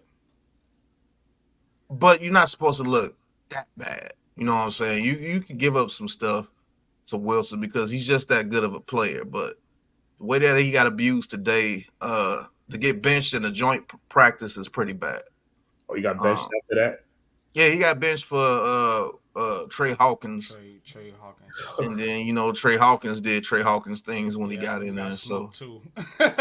and looks like Nick McLeod has not taken advantage of the opportunity that he was given. And more than likely, we're probably going to roll with Cordell Plott at the number 2 cornerback position if we don't make a trade or, I don't know, some veteran gets released that's not supposed to get released and we sign him. Who knows? But what's you guys' radar level on this cornerback 2 position? Because I just got here, so I didn't hear what you guys were talking about. I mean, we was talking about the same thing. Like, as far as the quarterback 2 position, nobody's taking advantage of the opportunity. And I don't know if a quarterback 2 is on this roster right now, you know what I'm saying? Because it don't seem that way. So the only thing we're thinking about is a trade coming or cut down day next Tuesday where, out of 53-man roster, somebody going to get released from a team that's probably got a lot of good corners or, you know what I'm saying? But you don't release a lot of good corners, but some team, because of salary cap reason, might have to release somebody and we might pick them up. You know what I'm saying? And that'll be the sad thing is like, these guys been on the team all this time, this season, training camp and all stuff, and they're going to let somebody come over here and beat them out for a spot that was up for grabs that they had all the opportunity to take advantage of, Yeah. I was saying too, Pat, I shout you out and saying that, you have been saying, about a possible trade. And my 2 targets would be PS2. That's on the high end. Because we know we're going to have to, give up a decent amount for him and pay him a big contract. And the other one would be J.C. Horn because I just think that Brian Dable's treating the Panthers like Walmart. And whatever he needs, he'll go to the Panthers and get, and he'll get it for cheap. That's what you do with bargain shopping. Yeah. So, so that's kind of how I look at it. And I think the importance here is not just, solidifying that cornerback 2 spot, but also taking some pressure off your young corner in Deonte Banks. Deonte Banks is the leader of the group, bro, and he's only a second-year corner. Yeah, that's the issue. That's it. That's the crazy issue. Wow, bro. Right. Even in the safeties, because Nubin's young. Belton is still, he's still kind of young. Pinnock, he's not really like that. The corners, we already talked about them, so it's really like Banks. Right. Can I give y'all an opinion on this? To be honest with you, if they don't trade for PS2, we need to go get a veteran cornerback, man. Because J.C. Horn is young. Even though he's a little older than Deonte Banks, he's still very young. That's true. I'm saying if you could go get Marshawn Lattimore from the Saints, go get him. He's 28. He's played in the league 6 years, I believe, 6 or 7 years. Yeah, I think it's 7 years. I think he came in the league pretty young. Go get Marshawn Lattimore. That's the dude that will bring some toughness to the secondary. That's the dude that will be able to hold people accountable. You know what I'm saying? PS2, he won't be the dude to hold people accountable, but by his play, he will have leadership on his team by his play. Right. Marshawn Lattimore, by his play and just by what he's seen and what he's been through in his league already, will help out this team tremendously. I think he changes the secondary from maybe being butt cheeks to at least above average, to at the very least above average, because he has that dog that Deonte Banks has, except he's an older dog, so he's been around the yard. You see what I'm saying? He's been around the yard. He's barked at a whole bunch of people. He's bitten a whole lot of people in this league. He's played against Evans consistently. Julio Jones consistently. He's played against our division and locked up Terry McLaurin, and he put him in jail when I looked at that film. He's a ball hawk as well. He just seems to get turnovers. He's one of those guys that just seems to get turnovers for some reason. And so he will be a good guy for Pinnock, who's developing into a pretty good safety. He's going to get paid. Now, if it's by us, I don't know, but he's going to get paid. He will help out Tyler Nubin, who's a dog as well. And so when you got a big dog on the yard, the other dogs are going to be like, okay, the big dog out there barking, I'm going to go out there and bark too. Right. You know what I'm saying? So if you could get somebody like a Marshawn Lattimore, I know his contract is kind of crazy towards the end of it. We can move some money around and, get that contract under control. I'm quite sure Joe Shane will come up with something to get that contract under. He got 4 years at the end of his contract, and then the Saints, when they signed him, backloaded his freaking contract. What I just looked at it, so his last 2 years are kind of bloated on his contract. That's what the Saints do. But yeah, look, check it out, Pat. Like I was telling Cave earlier, we're not paying anybody in our secondary, bro. All of our money on defense is tied up in the defensive line. So by the time you pay Banks, who you have a 5th-year option on because he's a first-round pick. Right. He got 4 years on Banks. Right. So you can pay a player right now. That's why I'm cool with going out and trading for somebody. You can pay a cornerback. You just freed up money. Like, you can go and give a contract out. I'm okay with that if it's for a proven secondary player. Right. You know what I mean? So I'm totally fine with Marshawn Lattimore or even, going out and getting PS2 if they could. But yeah, PS2 is gonna cost you a pretty good penny though. PS2 is gonna be around $25 to $26 million a year. I'm cool with it. Probably even more. Because guess what? Another point I made. All these dudes bitching about Daniel Jones. If the Giants decide to move off from Daniel Jones, that's more. That's money PS2's money right there. Mm-hmm. You know what I'm saying? That's PS2's money right there. And another player if you want to add in another player. If Daniel Jones doesn't pan out, which people are praying for, I don't understand it, but right, you know how they go. Get me a PS2 or Marshawn Lattimore if you go to the trade market, because I don't believe. The more I look at J.C. Horn, I mean, he'll be a better version of Cordell Flott. He wouldn't be embarrassment out there. Yeah, it's bargain hunting. Yeah, you know what I mean. Yeah, and then his contract is coming up. Yeah, his contract is coming up because I believe his 5th year is next year. So if you trade for him, you have to give him his 5th-year option. What about? I just think. Go ahead. What about the Browns on Newsome that you was talking about? Yeah, Greg Newsome. He's another guy that's a dog. He just doesn't have that veteran leadership as much as Marshawn Lattimore, but he does bring some dog to the team, and he does bring some accountability to the team because he's a dude that talks. He will talk to his cornerback. So if he sees Deonte Banks messing up a little bit out there, he'd be like, yo, young fella, you better than that. You know what I'm saying? Nobody's on the team that could tell Deonte Banks anything. Mm-hmm. And that's the problem. Right. That's the problem. If you're on the team where the dude's only been in the league 1 year and you can't tell him, and none of his peers in the defensive back room can tell him anything, you know what I'm saying? That's a problem. Unless he's somebody like a Deion Sanders or somebody like that, then okay, that's cool. But he's not a Deion Sanders. He's not a scrub, but he's not a Deion Sanders. He could be picked on as well. So we need veteran leadership in some spots. You know what I'm saying? Like, look what it did for the offensive line, bro. Not to cut you off, bro, but we've been complaining about this offensive line for so many years. And just thinking about going back, it started last year, to be honest with you. When they brought in Justin Pugh, and he wasn't good. The communication. But the difference in the line play was significant, bro. Just from the presence of a veteran that knew what the fuck he was doing. Because you got rookie after rookie after rookie, or young player after young player after young player on that line. It's like the blind leading the blind, bro. Same thing in the secondary. You need people that know, even if they're not good. Everybody's like, he ain't no good. And this is part of the reason why I don't want Adoree Jackson back. Because Adoree Jackson can play football. He's not a leader. He's not a leader because he hasn't done it. He's been on his football team. He's not a dude that could command the respect of a leader. Right. He's not that dude. He's another guy. Exactly. Right, exactly. And that's what I'm saying. You know, so you want dudes like you said, Pat, that can command respect. Because guess what?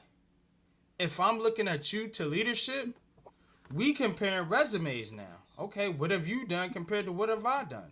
And you looking at Cordell Flott and Nick McLeod and Trey Herndon and who can Deontay Banks turn to? You can't turn to anybody. Dude, I had better season than all y'all. Like, kick rocks. Right. You know what I'm saying? We don't have that dude, not to cut you off, NYG, but we don't have that dude that Deontay Banks can turn to when he's struggling. You see what I'm saying? He's going to have to figure that out by himself. And I don't think Deontay Banks is on the level of like a PS2. You know what I'm saying? PS2 comes from a pedigree. Patrick Surtain, his father, was a top corner in the league for years. So that's where he gets his mentality from.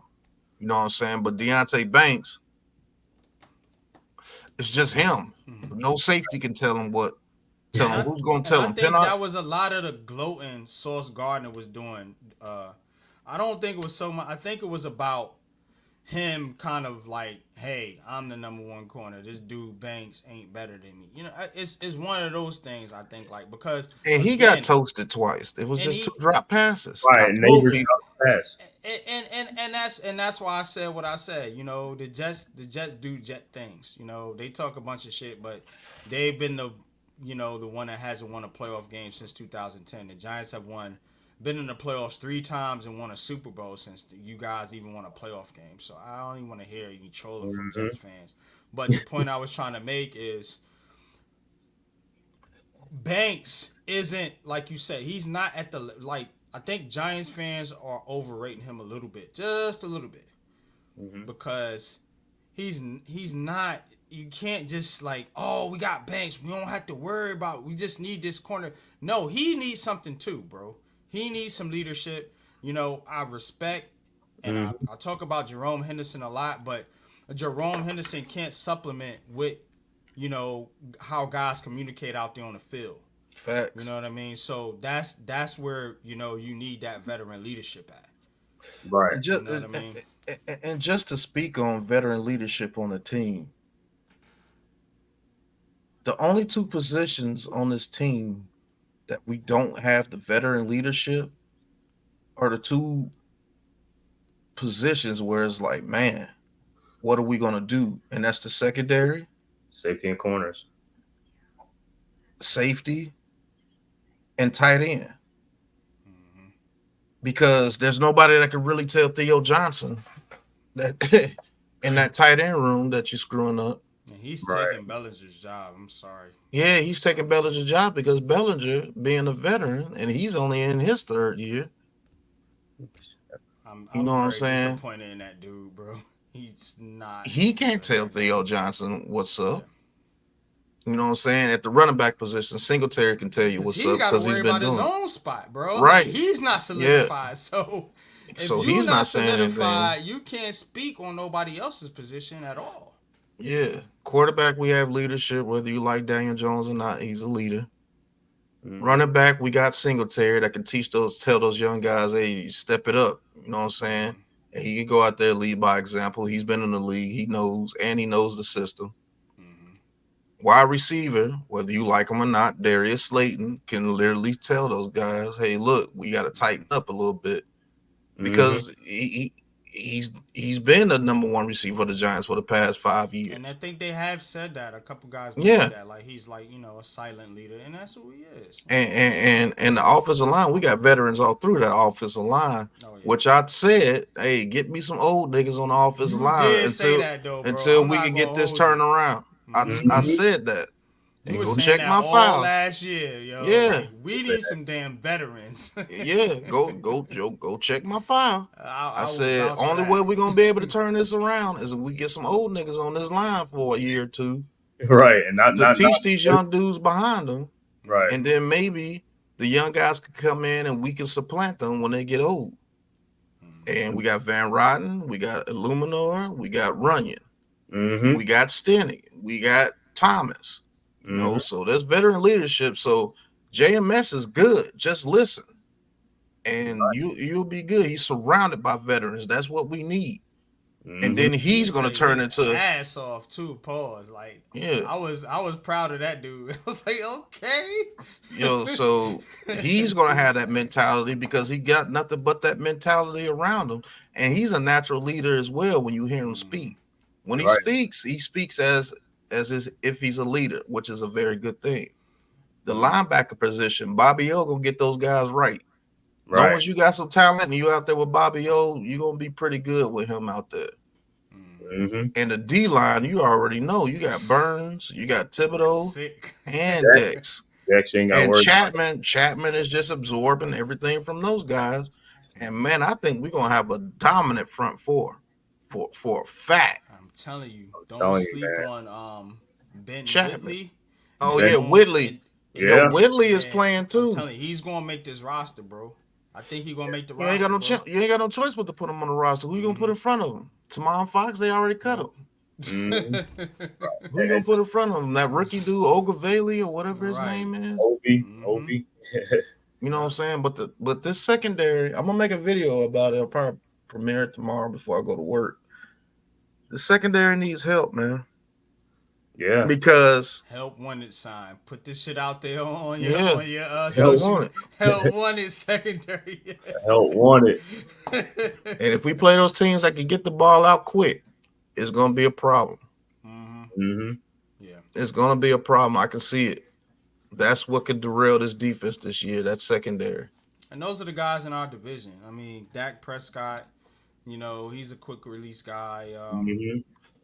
So you know you're gonna see that. I don't Jaden Daniels, I know they've been practicing on him getting the ball out quickly too over there with Washington. So you're right, Pat. It's matching up in your division, you know, and if you got these quarterbacks that, you know, can get these little cheap, you know, 4 or 5 yard passes and get you in third and shorts, you know, and then use their athletic quarterbacks, you know, to get first downs, particularly Washington and Philly. That's going to be a problem for you. Yeah, the scary part about it is that these dudes are not there to make the tackles. You see what I'm saying? You could at least be there to make the tackle to stop the game from being 4 yards and then turn into 20-something because you're not there to even lay a finger on them. That's the issue. Right. That's the issue talent, I'm seeing. Bro. It's talent, bro, because I know Jerome Henderson got, you know, Deontay Banks, right? I know he you know, what he did for Bradbury. I know what he did for guys like Fabian Moreau coming through here. You know, I like he can get you right. And it's to me it's just a talent issue, man. And you know, a lot of these dudes, they're athletic enough, man. It's just mental. Right in the head. That's what I was getting ready to say. It's a mentality thing. Yeah. Really and when you got a bunch of guys, I'm not saying they're mentally weak, but it could get in their head. Oh, I got beat one time. Oh man, this dude's gonna continue to beat me. That could rub off on Deontay Banks, right?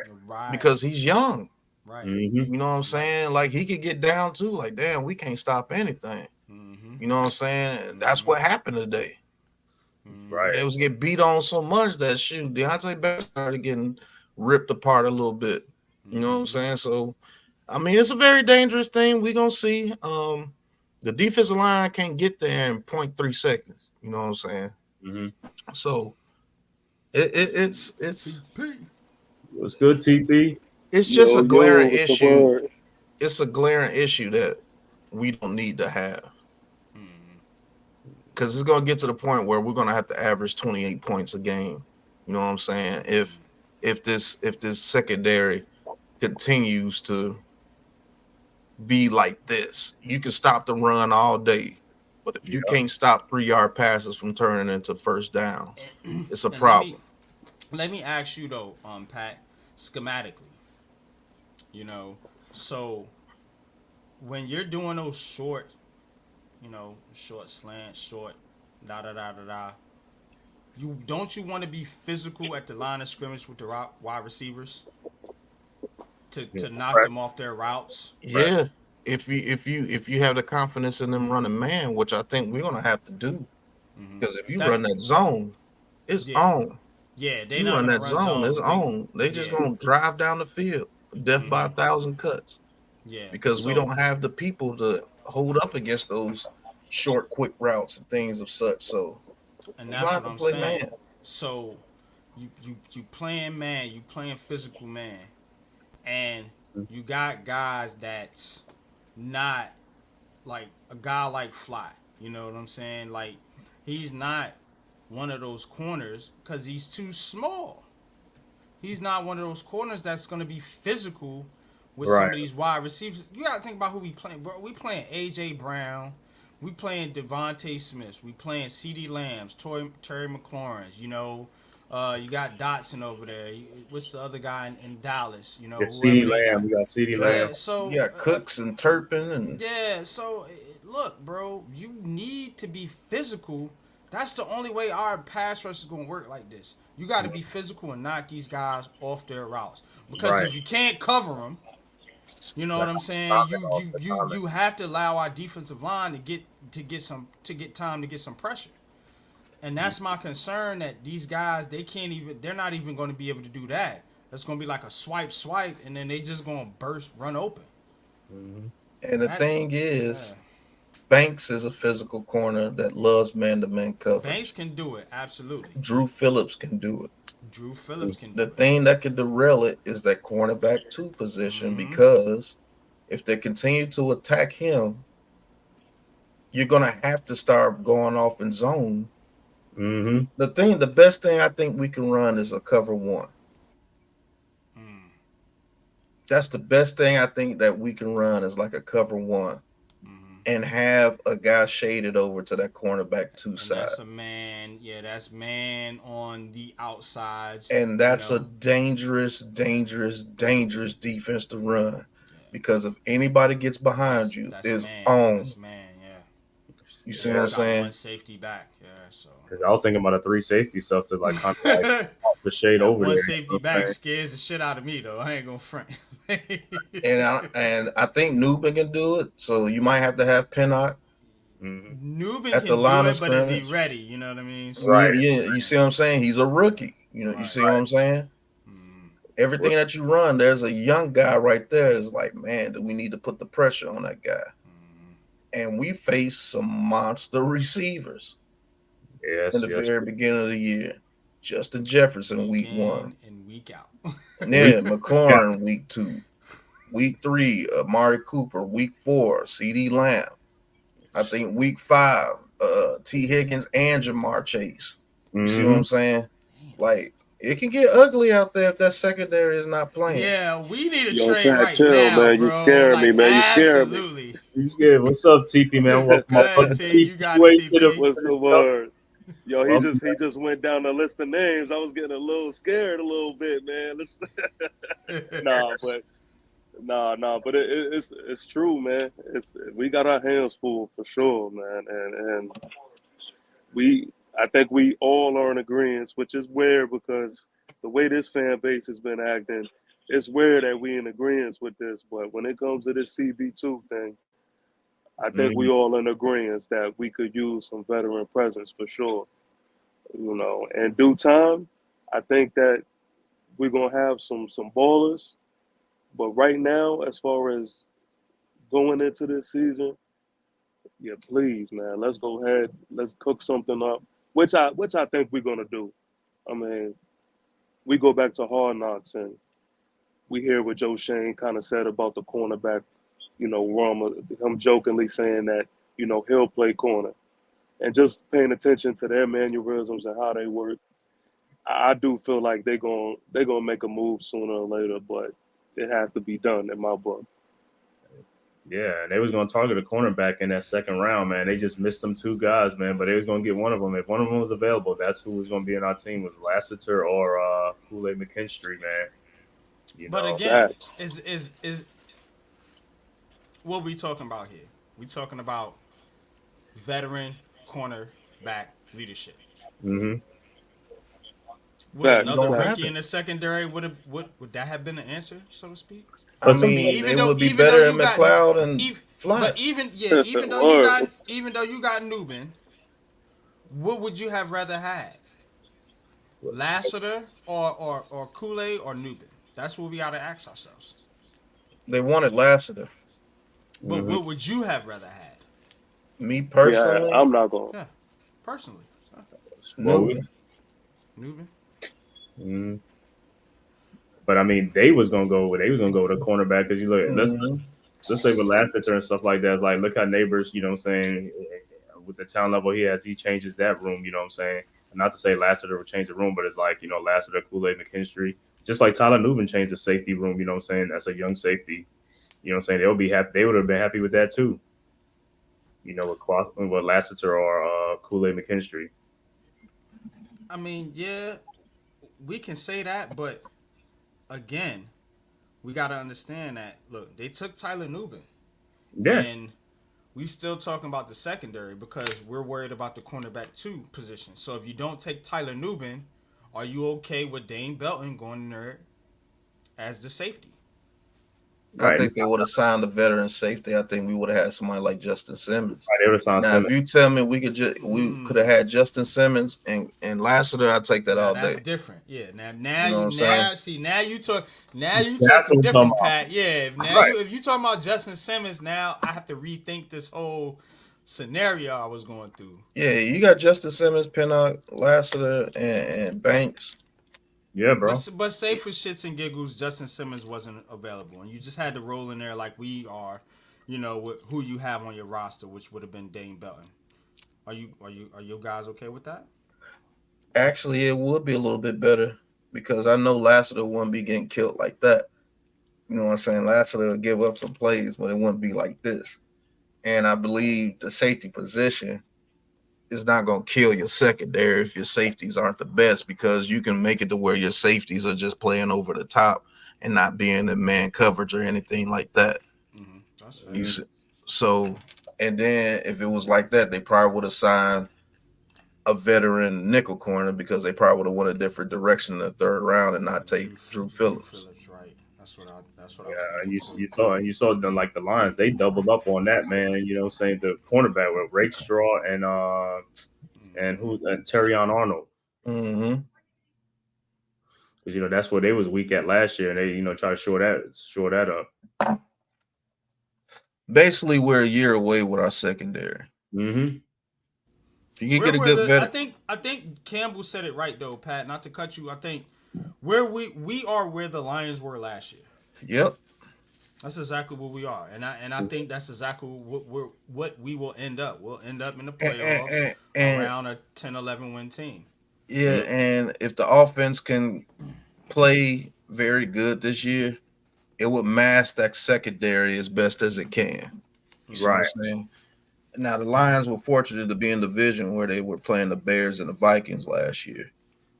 Packers, yeah. The Packers didn't turn it on until the end of the last year. Bad quarterback play, and I've been tracking this shit for the Giants for years, but it's going to be even more relevant this year, especially with our defensive line. When we go up against not just quarterbacks that are like mediocre, but teams that don't have like the best offensive line, and teams that are a little bit easier to scheme against. So you're going up against the Vikings in game one. O-line. Yeah, I mean that can help us in those very beginning games. I know where you're getting to. You got Sam Darnold and the Vikings O-line is not trash, but it's not that great. The Commanders' offensive line is not that great, and they got a rookie in Jaden Daniels. Third week, you got Deshaun Watson, who I think is a shell of himself, but their offensive line is pretty good, and they get that run game going. They could be a problem, and their defense is a problem. Week 4, you got the Cowboys. Week 5, you got the Bengals. You got Dak Prescott and Joe Burrow. That could be a very issue. As much as you make fun of Dak Prescott, he can carve up a weak secondary. Dak's Joe a good Burrow could quarterback. carve up a weak I hate to secondary. admit it, but he's a decent quarterback. He's not a scrub. I troll him, but yeah, he can definitely complete some You give passes. him the opportunity, he would take advantage of it. That's what I'll say. Now, when the pressure is all or nothing, then yeah. Yeah, that's a different story. Clutch Dak is ass. Right. And what I was telling NYG is like when we play those teams with a bad offensive line, they probably gonna most likely gonna max protect. And then when you max protect, then that's less playmakers on the field because they got to bring extra people to help block. You know what I'm saying? And So then there's less receivers on the field. You know what I'm Right. saying? If our front four can make you bring people in to block them, that will help out this secondary tremendously. Actually, that would be a huge plus because now if you got to block our 4 with 6 and we Right. got 7 in coverage against your 3 or 4, that helps us out tremendously because now we can start bracketing people. That goes to the offensive line. That's what I was saying. It's going to be based on matchups. When we go up against an offensive line that's really weak, we're going to eat. Now, when we go up against an offensive line that's like Pat was saying with the Cowboys, we'll see how their offensive line is this year, but it has been pretty good in the past. That can give you some issues because you have a good offensive line with a quarterback that's smart that can get the ball out quick. That's where you're going to have problems. That's why Aaron Rodgers is able to eat. That's why CJ Stroud is able to eat because they're quarterbacks that are smart and that can get the ball out quick releases, accurate quarterbacks. You know, they understand the game.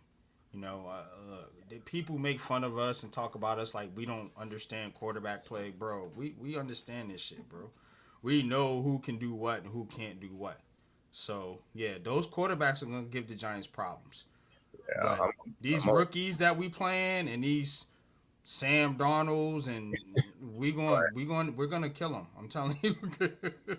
Well, I mean, I have to see with the Cowboys line because the Cowboys line ain't the same like the way they used to be. They're going through some changing and stuff like that. So I'm going to look at like the Eagles because I don't think we play the Lions because the Lions got the best line. So no, we don't. You know what I'm saying?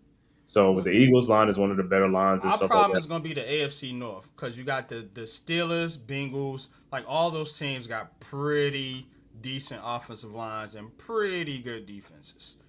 Those are going to be our toughest tests. NFC East, I think we split. I think we can at worst split because I think we have closed the gap with the Philly for sure. Dallas, we'll see, depending on how their offensive line looks. Washington is Washington. We already know what it is. You know what I mean? And then the other division we play, the NFC South. NFC South. And the Falcons just improved. They improved their defensive side. You know what I'm saying? With Falcons will be a problem. Saints, Bucks, Panthers. I think we can. I don't know if we play all of them though. I don't know if we play all of them though. We do. We do play all of them. Yeah. We play okay. Because I know sometimes we play like half the division or something like that. Nah. You on the NFC South? Yeah, that's Derek Carr, the Panthers with at worst we're losing. At worst we're split. Right. We sweep. Yeah, we always have problems with Seattle. No, Seattle ain't over there. I'm sorry. No, the Saints. That's the team I'm talking about. Yeah, the Saints, Drew. I mean, Derek Carr, the Falcons with Kirk Cousins, the Buccaneers with Baker Mayfield, and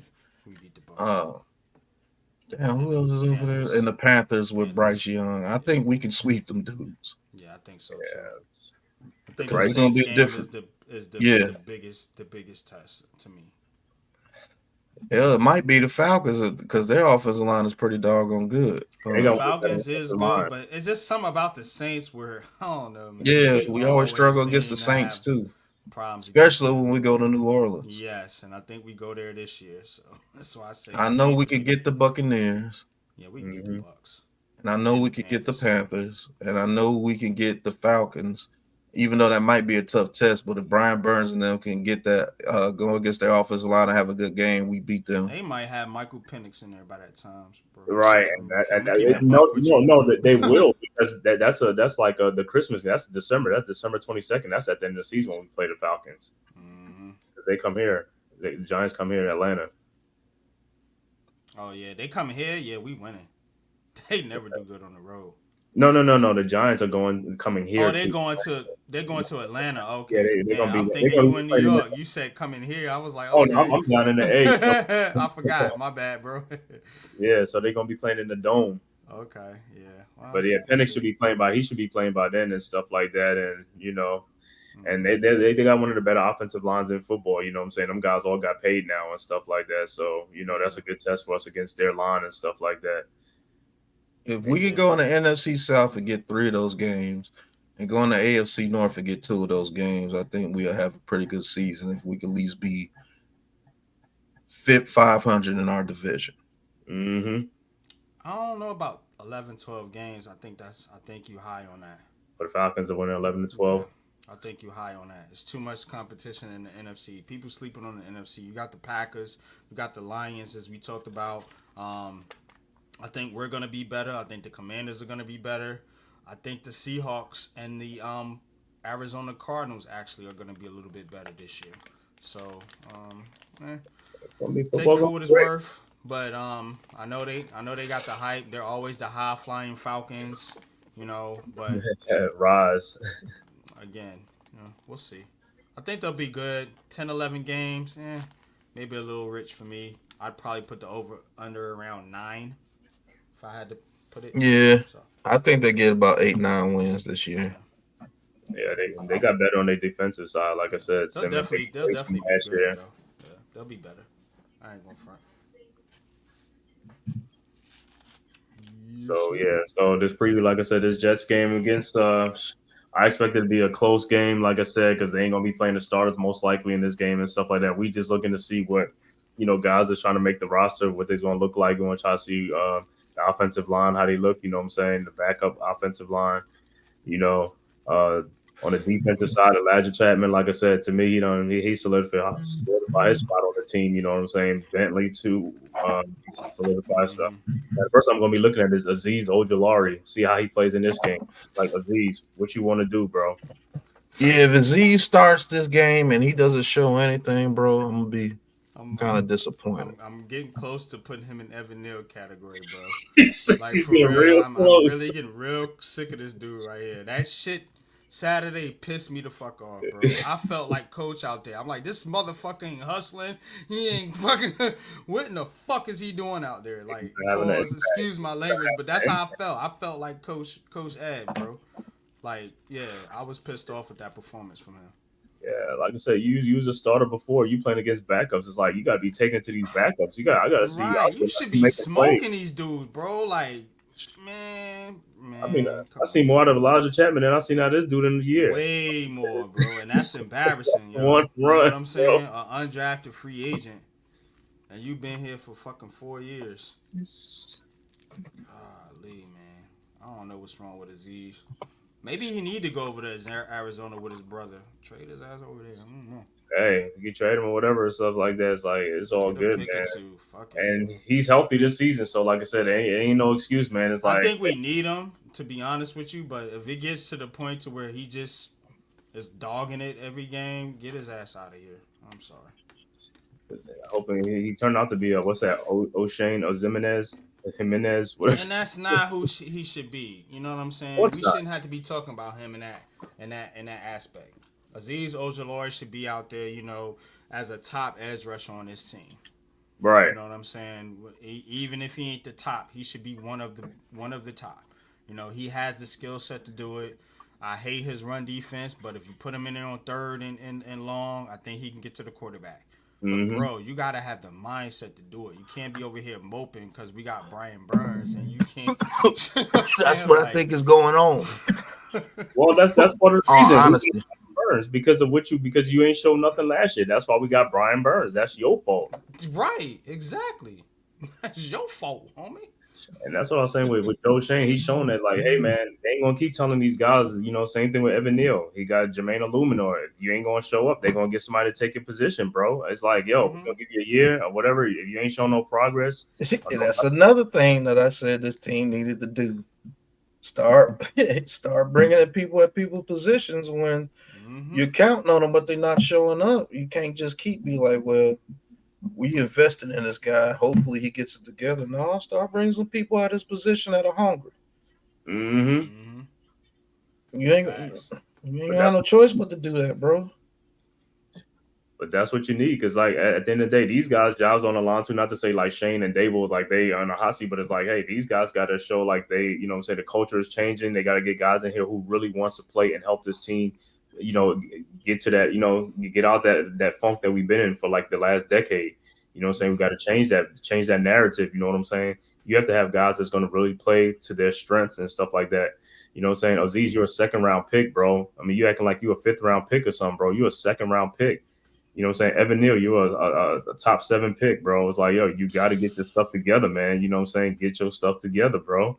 If not, hey, you ain't gonna make that money. It's all about making money. You got to get. Let me ask my brother Pat a question real quick, Cave. Yeah. I know you about to wrap up, but Pat, how you think Evan Neal looked out there today? He looked better than he has been. It's not like he was a world beater out there, but he did look a little bit better than what he has been going against the twos. So I do want to see him play a whole lot in this preseason game coming up to see where his head is at as well, because he could be down on himself as well because they brought in Illuminor and he got his spot took. You know what I'm saying? So if he goes out there and he shows that he's worthy of being a swing tackle this year, and maybe we could get him back to the right tackle next year, move Illuminor inside when Van Rotten maybe leaves. That would be the best case scenario. You know what I'm saying? Or he shows that he's blocking well and they have faith in him and putting him at the guard position. And then we can have Illuminor and Evan Neal at right guard or right tackle if Van Rotten leaves. But for him to be the number 7 overall pick, we have to get him in the starting lineup somehow, some way, to even validate taking him at number 7 overall. If he can't win a job next year, you got to trade him or cut him, because you're not going to give him his 5th round option. So maybe trade him. Yeah, maybe trade him to a team that wants to develop an offensive lineman. Because if he doesn't develop this year, he's not going to develop with the New York Giants. It's over. Mm-hmm. And you might be in those situations where you just need a change of scenery. And I just think, what you think gonna get for him at that point? Like what, a 5th, 6th round pick? Because I mean, even though he's maybe a fourth because he was such a high draft pick. Maybe you could swing it for a 4th. I know Joe Shane is pretty crafty, so you probably have to swing it for a 4th. And it'd be a miracle if you could get a 3rd. That'd be like a needy team that's like going through offensive linemen, like decimated with injuries. Yeah, decimated with injuries or something like that. And yeah, they'd be like, hey, this guy could come in and he could give us some very good tackle play or whatever. Mm-hmm. But it's just I just hate that he could turn out to be that high of a pick and not turn out. That hurts the organization. No matter who the organization is, it's not going to kill the organization, but it does hurt. But Shane will get, bashed for this for years and years to come because it's the New York media. But again, I'm going to stand by this general manager, man. I think he's done an excellent job, and trust me, I am not one to praise management. I have bashed John Mara, Brian Dable, Jerry Reese, Dave Gettleman. So I feel a different vibe with Joe Shane. I think he's crafty. I think he's making the right friends in the league, and I think he's going to put the ingredients here for this team to succeed. Now, we just got to see if Brian Dable's the right coach. I do have my reservations about Dable, especially if he comes into this year with this team trying to throw the football all over the yard. Like, bro, run the fucking football, bro. We're not in the AFC. Yeah, we're probably going to have to run the football. You know what I'm saying? We have to. I know we have to.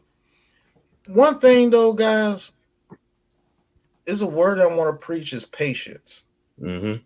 You know what I'm saying? With this new regime, they're coming into a situation where since 2016, we've been one of the worst teams in the league for, 5 years, though? 6 years before they got here.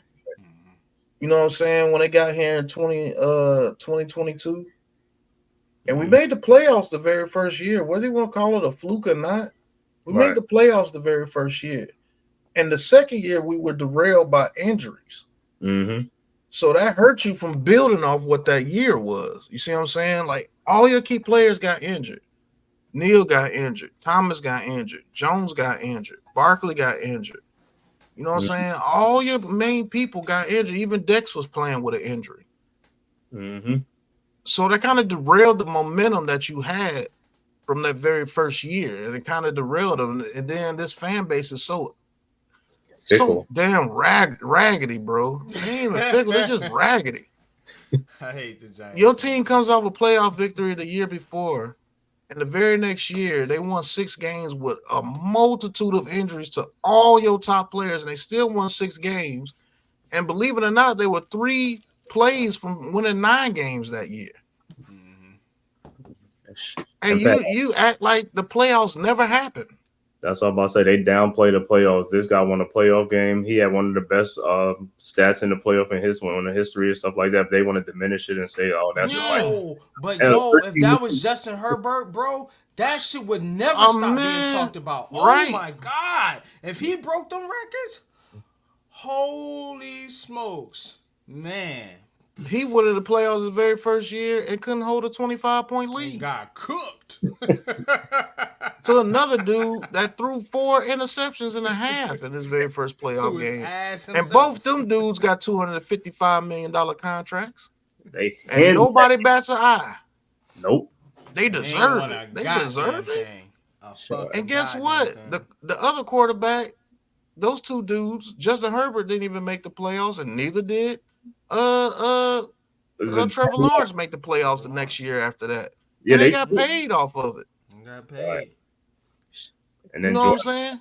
And Jordan Love just got paid and stuff like that. Jordan Love, and he had 1 year, 1 season. Right.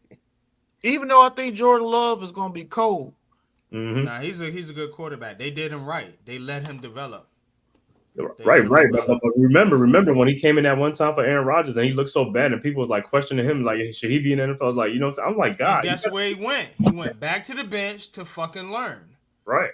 Yeah. And guess what? The next season he came out smoking. And right. That's the shit that they don't give these quarterbacks enough time to do. That they man had 4 years to learn. They're gonna do this shit with Drake May. Me and Pat have said if you know, put Drake May in there, this is going to be bad for this dude, bro. And I feel bad for him because I'm a North Carolina fan. Despite what I think about Drake May, they gonna fuck this dude's career up. Mm-hmm. Because that Patriots team is not put together enough to have a rookie quarterback in there. Bro. People talking about the Giants roster. Look at the Patriots roster. Go look at my video. I previewed that shit, bro. Go look at their roster, bro. That's why the Patriots try to make trades. They try to get Brandon Ayuk and all these other, but they don't want to go there. You know. Yeah, they try to get Brandon Ayuk for Drake May, and Brandon Ayuk was like, "No, I'm not going over there. I'm not going over there." He turned down the $32 million a year contract from the Patriots because he didn't want to go over there. Right. He know what's up.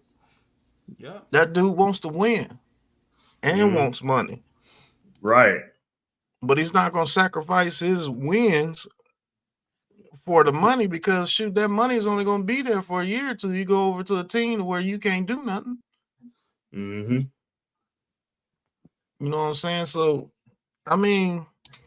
You know how you make it after football is with legacy.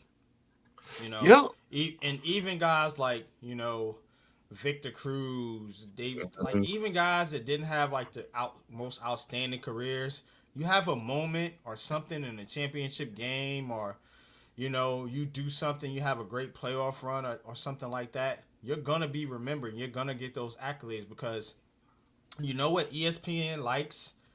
They like to say, "Oh, we got a Hall of Fame coach or a Hall of Fame player." You know why? Because they don't know shit. So when they say they have a Hall of Fame player or coach, it gives them credibility. You know what I'm saying? So they like when you have those accolades and shit like that. So that helps out the media, bro. You can't help out the media if you're David Sills and you never fucking you barely making NFL rosters. So if you want Jordan Beck here, you got a problem. who?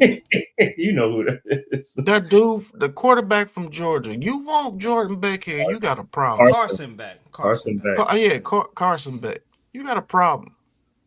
Give me Drew Aller or Cam Ward or Sanders. Carson Beck, you dudes I'm gonna say this. There's gonna be another quarterback by the time the year's over. There's gonna be another quarterback that's gonna emerge. That's it's gonna be two of them. Saying that, yeah. Everybody was saying, "Oh, next year's quarterbacks are gonna be so terrible. You got to get one." Now all of a sudden, you talk about 4 or 5 already before the college football season even starts. I hope I got them tweets bookmarked, bro. I know you do, man. Me and NYG kept telling him, dude, there's quarterbacks that's gonna come up. If you want Carson Beck, you got a problem. That's all I'm gonna tell you. Because Carson Beck is like DeVito almost. He's not good, bro. Even Georgia fans know it. Because if Carson Beck was like that, Georgia will win the championship every damn year, bro. But I mean, they have the roster. They have the roster to win. I mean, you just put a quarterback. Look at the roster they surrounded him with. They have the roster to win it. You know what I'm saying? Just like how Alabama was 3-4 years ago. They got the roster. The quarterback just got to engineer them to the win, and that's it. I mean, they got the roster. Man, listen, man. Okay. He ain't going to have a Brock Bowers when he get to the NFL if he's the #1 pick. I'll tell you that now. Yeah, just like Stetson Bennett. How's Stetson Bennett looking right now? Oh, my God. Just like how Carson Beck is going to look. It's the same dude. It's the exact same dude. Mm-hmm. People don't understand how Georgia hides their quarterbacks, bro. Yeah, I mean, you can when you got a fucking dominant defense like you that. had Jake Fromm balling over there with Georgia. Jacob Eason, right? Yeah, Jacob Eason was over there. Where are all these Georgia quarterbacks? Yeah, Green. And you want Carson Beck? That's how I know you dudes. You dudes just. That's what the media is saying. Lord. That's what the media. Yeah, that's what the media tells you. Oh, Carson Beck gonna be the #1 pick. Okay. Go ahead, take Carson Beck #1. I guarantee whoever that GM is won't be the GM in 2 years. Carson Sanders. Before I do any quarterback film review, give me Shedeur Sanders because I already looked at his film. Yeah, Shedeur Sanders would be amazing in this offense. Give me Sanders, and if it can't be Sanders, I'm gonna trust what you say, Pat, and let's go with Cam Ward. Cam Ward gonna be playing at Miami this year for the Canes, the U. So should be ready to rock and roll. But we're about to wrap it up, fellas, man. Any last words y'all want to say, man, before we wrap this up? Yeah, you want Carson Beck. Something wrong with you. Yeah. Yeah, man. Go subscribe to all these to Big Blue Crew Sports Network, man. We put the link in the chat already. Yeah, we are live on the network right now. Live on the network. Y'all hit that like button, man. You know what I'm saying? Like and subscribe button to all these content creators on here. Big Fat Sports Talk, Unpopular Opinion Sports, Coach Ed Gladney's Amazing World of Sports, G Nation Inside Sports, Miz in the Midday, Certified 3F with Jeff. Also, Zion Bennett, classified 3 of them. My bad. Classified with Joe, not Jeff. With Joe. Zion Zenith is in the chat, man. Thanks for stopping through, tapping in. Zion, appreciate you, bro. Zion, Coach. I know Coach been having a busy day already, Coach. What's up, Coach? Peace and blessings, man. Like I said, please go subscribe to everybody's channel on here and stuff like that. It's all in the link on the Big Blue Sports Network, right? Like and I'll tell you one last thing. That's what you be telling Joe Shane and Brian Dabo if they draft Carson Beck. Peace and blessings. Yeah, I'm done. I'll tell you that right now. The best thing about Carson Beck is his decision making, and it's not hard to throw to Brock Bowers when he's wide ass fucking open. Peace and blessings. Hey, well, he has exactly what they'll be telling you. That's exactly what they'll be telling you. Peace and blessings. He got a new set of receivers to be thrown to this year. So you'll get to see Carson Beck. You know what I'm saying? Georgia is like what they rank like top 2 or 3, whatever it is. Yeah, they're gonna be ranked top 2 or 3 as long as that damn coach is there. They good. Oh yeah, and that's one thing. And I'm gonna say like this: we want more offensive linemen. We need to start picking more from Georgia. Georgia, I mean, Andrew Thomas was great for us, man. And Georgia, they produce a lot of good offensive linemen too. That's a fact. Just like how they, what's that team from Iowa, Wisconsin, Wisconsin, Nebraska. Big Ten, basically the Big Ten. Yeah, go to you get you some offensive linemen from the Big Ten. They're gonna develop it within 2 years, and you're gonna have you a decent offensive lineman. Big Ten ain't failed you yet. You're right. That's Keep where going to everybody the go. goddamn ACC, you fucking up. Man, I'm telling you, the fuck out of here. do not go to the SEC for linemen unless you're getting one from Tennessee or Georgia. Mm-hmm. Florida's gonna get you hurt. The ACC for your football players. Stop going to Carolina to get. And look, I love Carolina, bro. If you're not getting a running back, basketball, you not. Yeah, Carolina running back, absolutely A1. Wide receiver A1. But other than that, bro, stay away from Carolina. Stay away from Duke, man. Stay away from these ACC teams for your fucking football players, man. That's a fact, bro. Because I can't think of them ACC. Man, who's great for the ACC, man? Your skill positions, SEC all day. Skill positions all day. But you getting offensive linemen from the SEC, if you ain't getting them from Georgia or Tennessee, peace and blessings. Mm-hmm. Peace and blessings. Yeah, watch out for Holland Pierce and stuff like that. Coach want to come on for 1 second. Yeah, we're gonna get him on. You got the link? Let me see. You can just put it in the chat real quick. Send him the link. I'll send him the link. Send them the link on Twitter. Yeah, I'm about to send it right in the chat. They'll come on and derail your show for another hour. Shoot, I gotta create my damn show in a second, guys. I know that's what he's like. Don't stop working around this. He say you never stop, right? Facts, bro. I just got off work too, and me too. Cave stream. Coach, I just sent it to you, Coach, so you should have it. But yeah, man, it's like they already talking about quarterbacks already. It's like, bro, we just gotta let the season play out. Let's let the season play out first, man. Let's see what's gonna happen, man. Yeah, you ain't even went to week 1 yet. We gonna draft the quarterback number 1 overall, man. So why even watch the season? And I guarantee the Carson. You ain't played 1 snap in the regular season. Good Lord. And I bet you the Carson Beck hype is gonna slow down by the end of the season, and also like at the combine. Yeah, because he don't show what he really is. What's good, Coach? Yo, what's up, man? Just finished doing. I know my show, and here I am jumping on with y'all, and y'all said it best. So I'm gonna keep working. So. We definitely appreciate you, man. Much love and respect, and peace and blessings. And Pat want to talk to you about that peace and blessings, man. When it comes to the Georgia quarterback, man. So Carson Beck and hash it out, bro. Hey, man, I'm not gonna sit here and say. I mean, I've heard mixed reviews about him, so I haven't sat down and really dissected his game, but he was never officially, on my radar. Until a few people started talking about him. I always looked at him like, what's his name? Who was there? What, last year, the year before last? Stetson Bennett. Yeah, I always thought of him in that mold. I mean, Jake Fromm. I mean, think about it. These are the quarterbacks that come from Georgia. So it's like, I mean, the only one who was anything good was Justin Fields, but he left to go to the old state. So, and guess what? Ohio State, same thing with their quarterbacks. Go ahead. Yeah. So, it is what it is. So, I'm just like, Matthew Stafford was like their last good quarterback from Georgia. That's the last time, and that's when Georgia wasn't Georgia. They didn't base everything off the tight end and the run.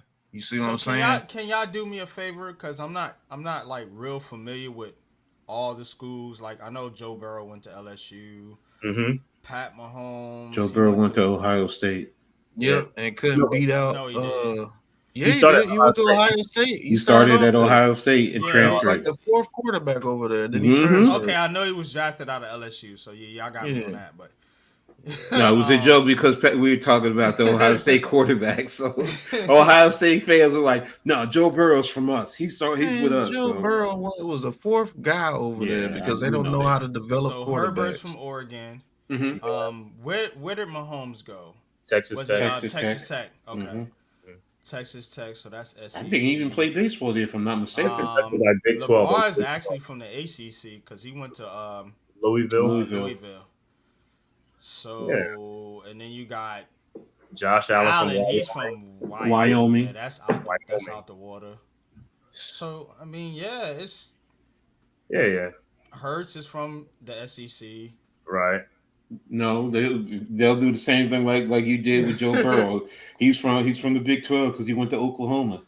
He only had one season. I know. Jalen Hurts is a product of his environments. That dude has had nothing but flip mode squads around him his whole career. The 1 year he'd have a flip mode squad around him is the first year the Eagles went to the playoffs, and that's because their run game was just killing everybody that year. It wasn't because of him. Man, everybody forgot, man. His career was almost over until he went to Oklahoma. Facts. He got replaced by Tua. And his career was over. Tua's from where? Alabama.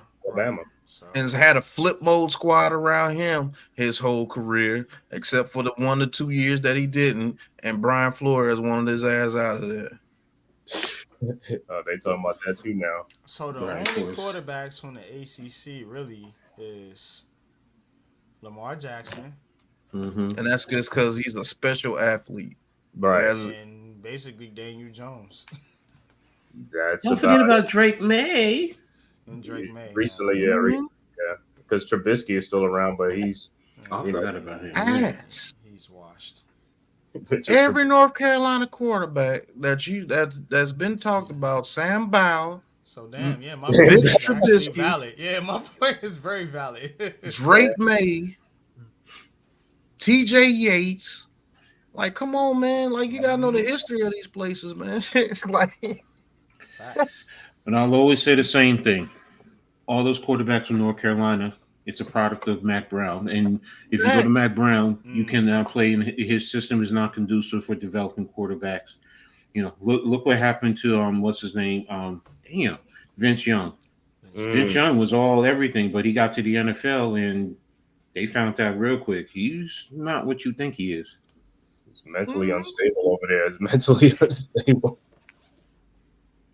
He got into it unstable because he didn't have to do anything mentally there. He got Jeff Fisher over there, that coach. Jeff Fisher wasn't playing. God, it was terrible. Man. Oof. Yeah, man, but like quarterbacks, you gotta get quarterback from different schools. It's not gonna be like some like some school gonna be like quarterback you all the time, you know what I'm saying? Mm-hmm. Oh, you got Trevor Lawrence from the ACC too in Clemson. Right. And guess what?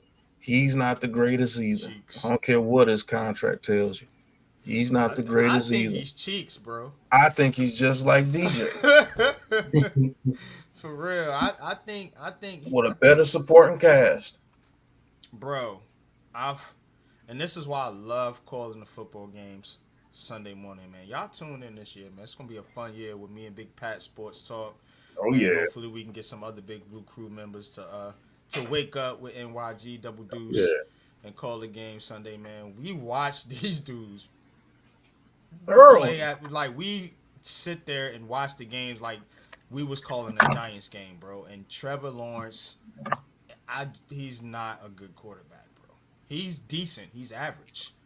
He's not what people saying he is, like some type of franchise quarterback. That's not who he is. And he shouldn't have got that contract because if you don't think Daniel Jones should have got that contract, he shouldn't have got that contract.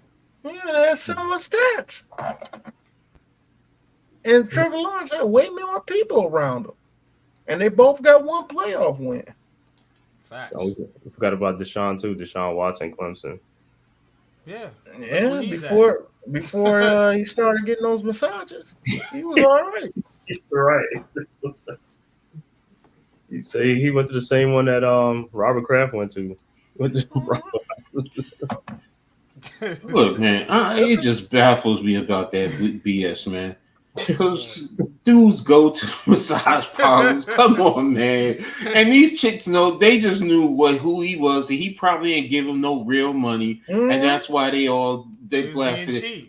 Yeah, exactly. But if he really blessed them, these chicks would be quiet. Sorry, That's these why ladies will be quiet, and because they understand where their bread is getting buttered. That's why I went to civil court. I never went to Supreme Court and went to civil court. That means it's money. It's about money. Right. They got their little money. Yeah, Jersey Jet, you're right. I broke it down a little bit, so I mean,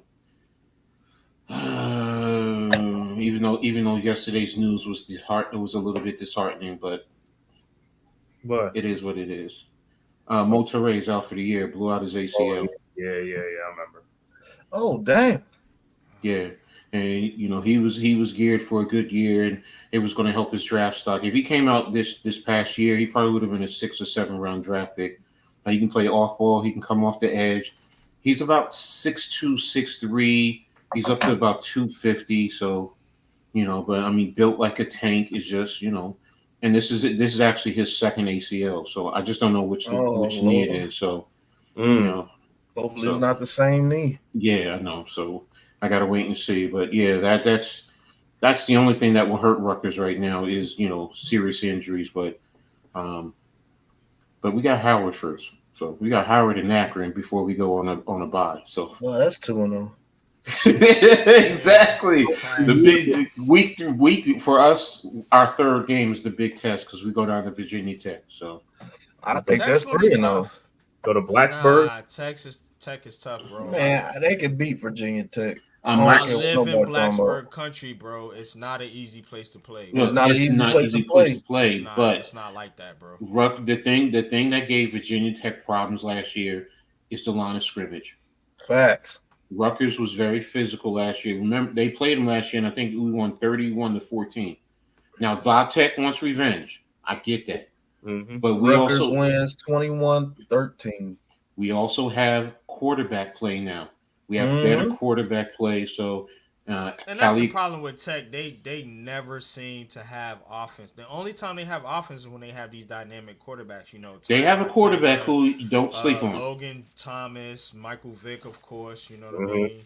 So they do have these dynamic quarterbacks from time to time, but they usually struggle on offense. They've been made off defense. Remember, before he retired, Beamer Ball. Frank Beamer. And that's what they made their name off of. Well, defense and special teams. And Rutgers is built the same way. Defense and special teams. Yeah. Well, what's good, Wells? Let me tell you right now with Tech who their quarterback was last year. Rutgers won 2-0 against Howard. They really gonna take it to Howard. That first game. Carson Beck, man, that shit pissing me off. And I got it right on there. Their quarterback is Kyron Jones. Okay. Yeah, he's a guy that can make some plays with his legs for sure. Keep quarterbacks like that. That's their MO. This would be my draft strategy as a GM. If I need offensive linemen, I'm getting Big Ten offensive linemen. I don't care what round I get a Big Ten offensive lineman. There's a huge chance he's gonna pan out. Watch Holland Pierce, because Holland Pierce's journey from Trenton Catholic, went to JUCO for a year, came to Rutgers. He was over 400 pounds, chiseled his body down. I think he's around 350, 360. That's that one big kid with the with the dreads. He was like 400 some pounds. Yep. And he was moving around. Like, man, that dude is huge. He went to Rutgers. He's at Rutgers now. I'm talking about now. So he's there now. This is his last year. He's like 6'9", 6'10", somewhere in that range. So yeah, that dude 6'9", 6'10", yeah. Oh, so he's not going to be an NFL left tackle, even though that's what he's playing at Rutgers. He's a right tackle. I'll tell you what, at the Big Ten, you get your guards from Michigan and Iowa. Wisconsin. and Don't forget Wisconsin. yes. Right. And you get your tackles from Notre Dame. They're not Big Ten, but I call them Big Ten because they should be there. You get your tackles from Notre Dame, and you can get your tackles from Wisconsin too. Wisconsin has some decent tackles. Now Exactly. Michigan, they don't tackles really don't pan out at Michigan like that, but their guards are ridiculous. In Iowa, any interior offensive lineman at Iowa, you are good. You got and that. Northwestern. Minnesota sometimes gets some good offensive That's the linemen too. weakest place you could get your lineman from, Minnesota, unless it's like a center. JMS. Yeah, but the Big Ten, man, right. you need some linemen. It's a line of scrimmage league, man. And like I said, in SEC is Georgia. Georgia got good offensive linemen. In Tennessee, they have good guards Yeah. and decent tackles. In Georgia, they just find to have solid players. They're not going to be all world, but they're going to be solid players for years. All my skill positions. If you need a shooting guard or a small forward, you go to Duke, North Carolina. You know what I'm saying? So, basketball school. Basketball, I'm robbing Duke and North Carolina every year. I know y'all got somebody over there hiding. That's fair. Your third point guard could have started around the country. Give me him. Right. Oh, shit. Nah, Man-Cave went live, Lou. I'm going live in a little bit later. Right. Lou doesn't understand how the network works. We're on Well, the Big we Blue live Sports now. Network. We're always supposed to be live, bro. That's the point. Let's do it. Oh yeah, I know. I'm going live at 10, sir. We about to wrap it up right went now. live. No, Man-Cave goes live before I go live. Yeah, we're gonna be on at 10, bro. Yeah, we're gonna wrap it up right here, man. So you just everybody get their last words, Coach. Give your last words. I know you just came in. You know, I mean, I'm just here to support, man. You know, y'all good. Thanks. I just got off work and I saw Man-Cave. Right. Yeah, I saw y'all on. I'm just like, let me come in. Did the you know. same thing. Shit, I got on. I was like, yeah, I'm gonna get on real quick. Pause. You know, exactly. You know, I went from one to the other. And, I already know. I saw you on there earlier, man. So I knew I was like. Yeah, because I was watching Colts as I was driving back, and then by the time I got home, Man-Cave was live, so I was like, all right, I'm home now. I can, get on the panel or whatever. So it is like a damn network. Yeah. I'm telling you, bro. Pat, we'll talk, man. Go ahead. Well, I'll see you boys in a couple of minutes, I guess. Good Lord. Al Adams passed away. Yeah, I saw that earlier. Al Adams. Oh, okay. Yeah. I think he was the Nets head coach too for a while. Yeah. Seattle Sonics, Supersonics, Yeah. Warriors. They're like Rodgers is gay. Oh God, the guy. Never mind. I thought you said Rodgers is gay. I'm sorry. Yeah, he's that too. Dude, if Rodgers is washed, then damn Nick McLeod is. Good Lord, a tsunami. Like he got ate up today. But we'll talk about that on New York Giants Full Access in about 40 to 50 minutes. All right, so I'm gonna head off and start creating a stream. All right, we'll see you there, bro. All right. Yeah. So we're about to end this right now. Like I said, we'll be over at the Big Blue Crew Sports Network at 10 o'clock. Like I said, please go subscribe to everybody's channel on here. Coach Eglandy's Amazing World of Sports, Big Pass Sports Talk, Unpopular Opinion Sports, Classified 3F with Joe. You know what I'm saying? Miz in the midday, Big Blue in the Bronx, and the rest of the guys from Big Blue Crew Sports. And until next time, man, we see you guys. Peace. Who's got the rocket launcher? I say we blow it up. Now fire that thing.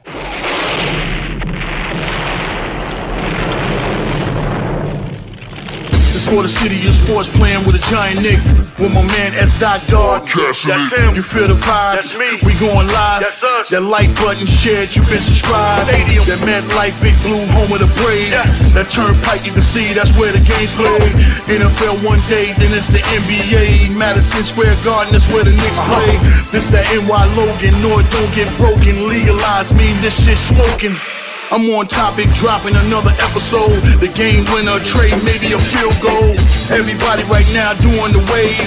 You tune in the show called The-Man-Cave. I see the chat, they always doing their thing. Big views, 85-inch screen. The game's on, you rush and bleed. Remain calm, you on the road and chill. Do the watch along. The show's on, the host, you know it's S-God. It's no telling the panel filled with guest stars. You're now rocking with the voice, you know who it is. It's your boy J Boogie. You're now rocking with my man S-God. I support him to the fullest, you heard? My man Mike Blaze. This is Alter Production. What that mean, we about to alter everything that's playing. Tune in. My man S.T.O.D. Support the show. Subscribe, share it. Most importantly,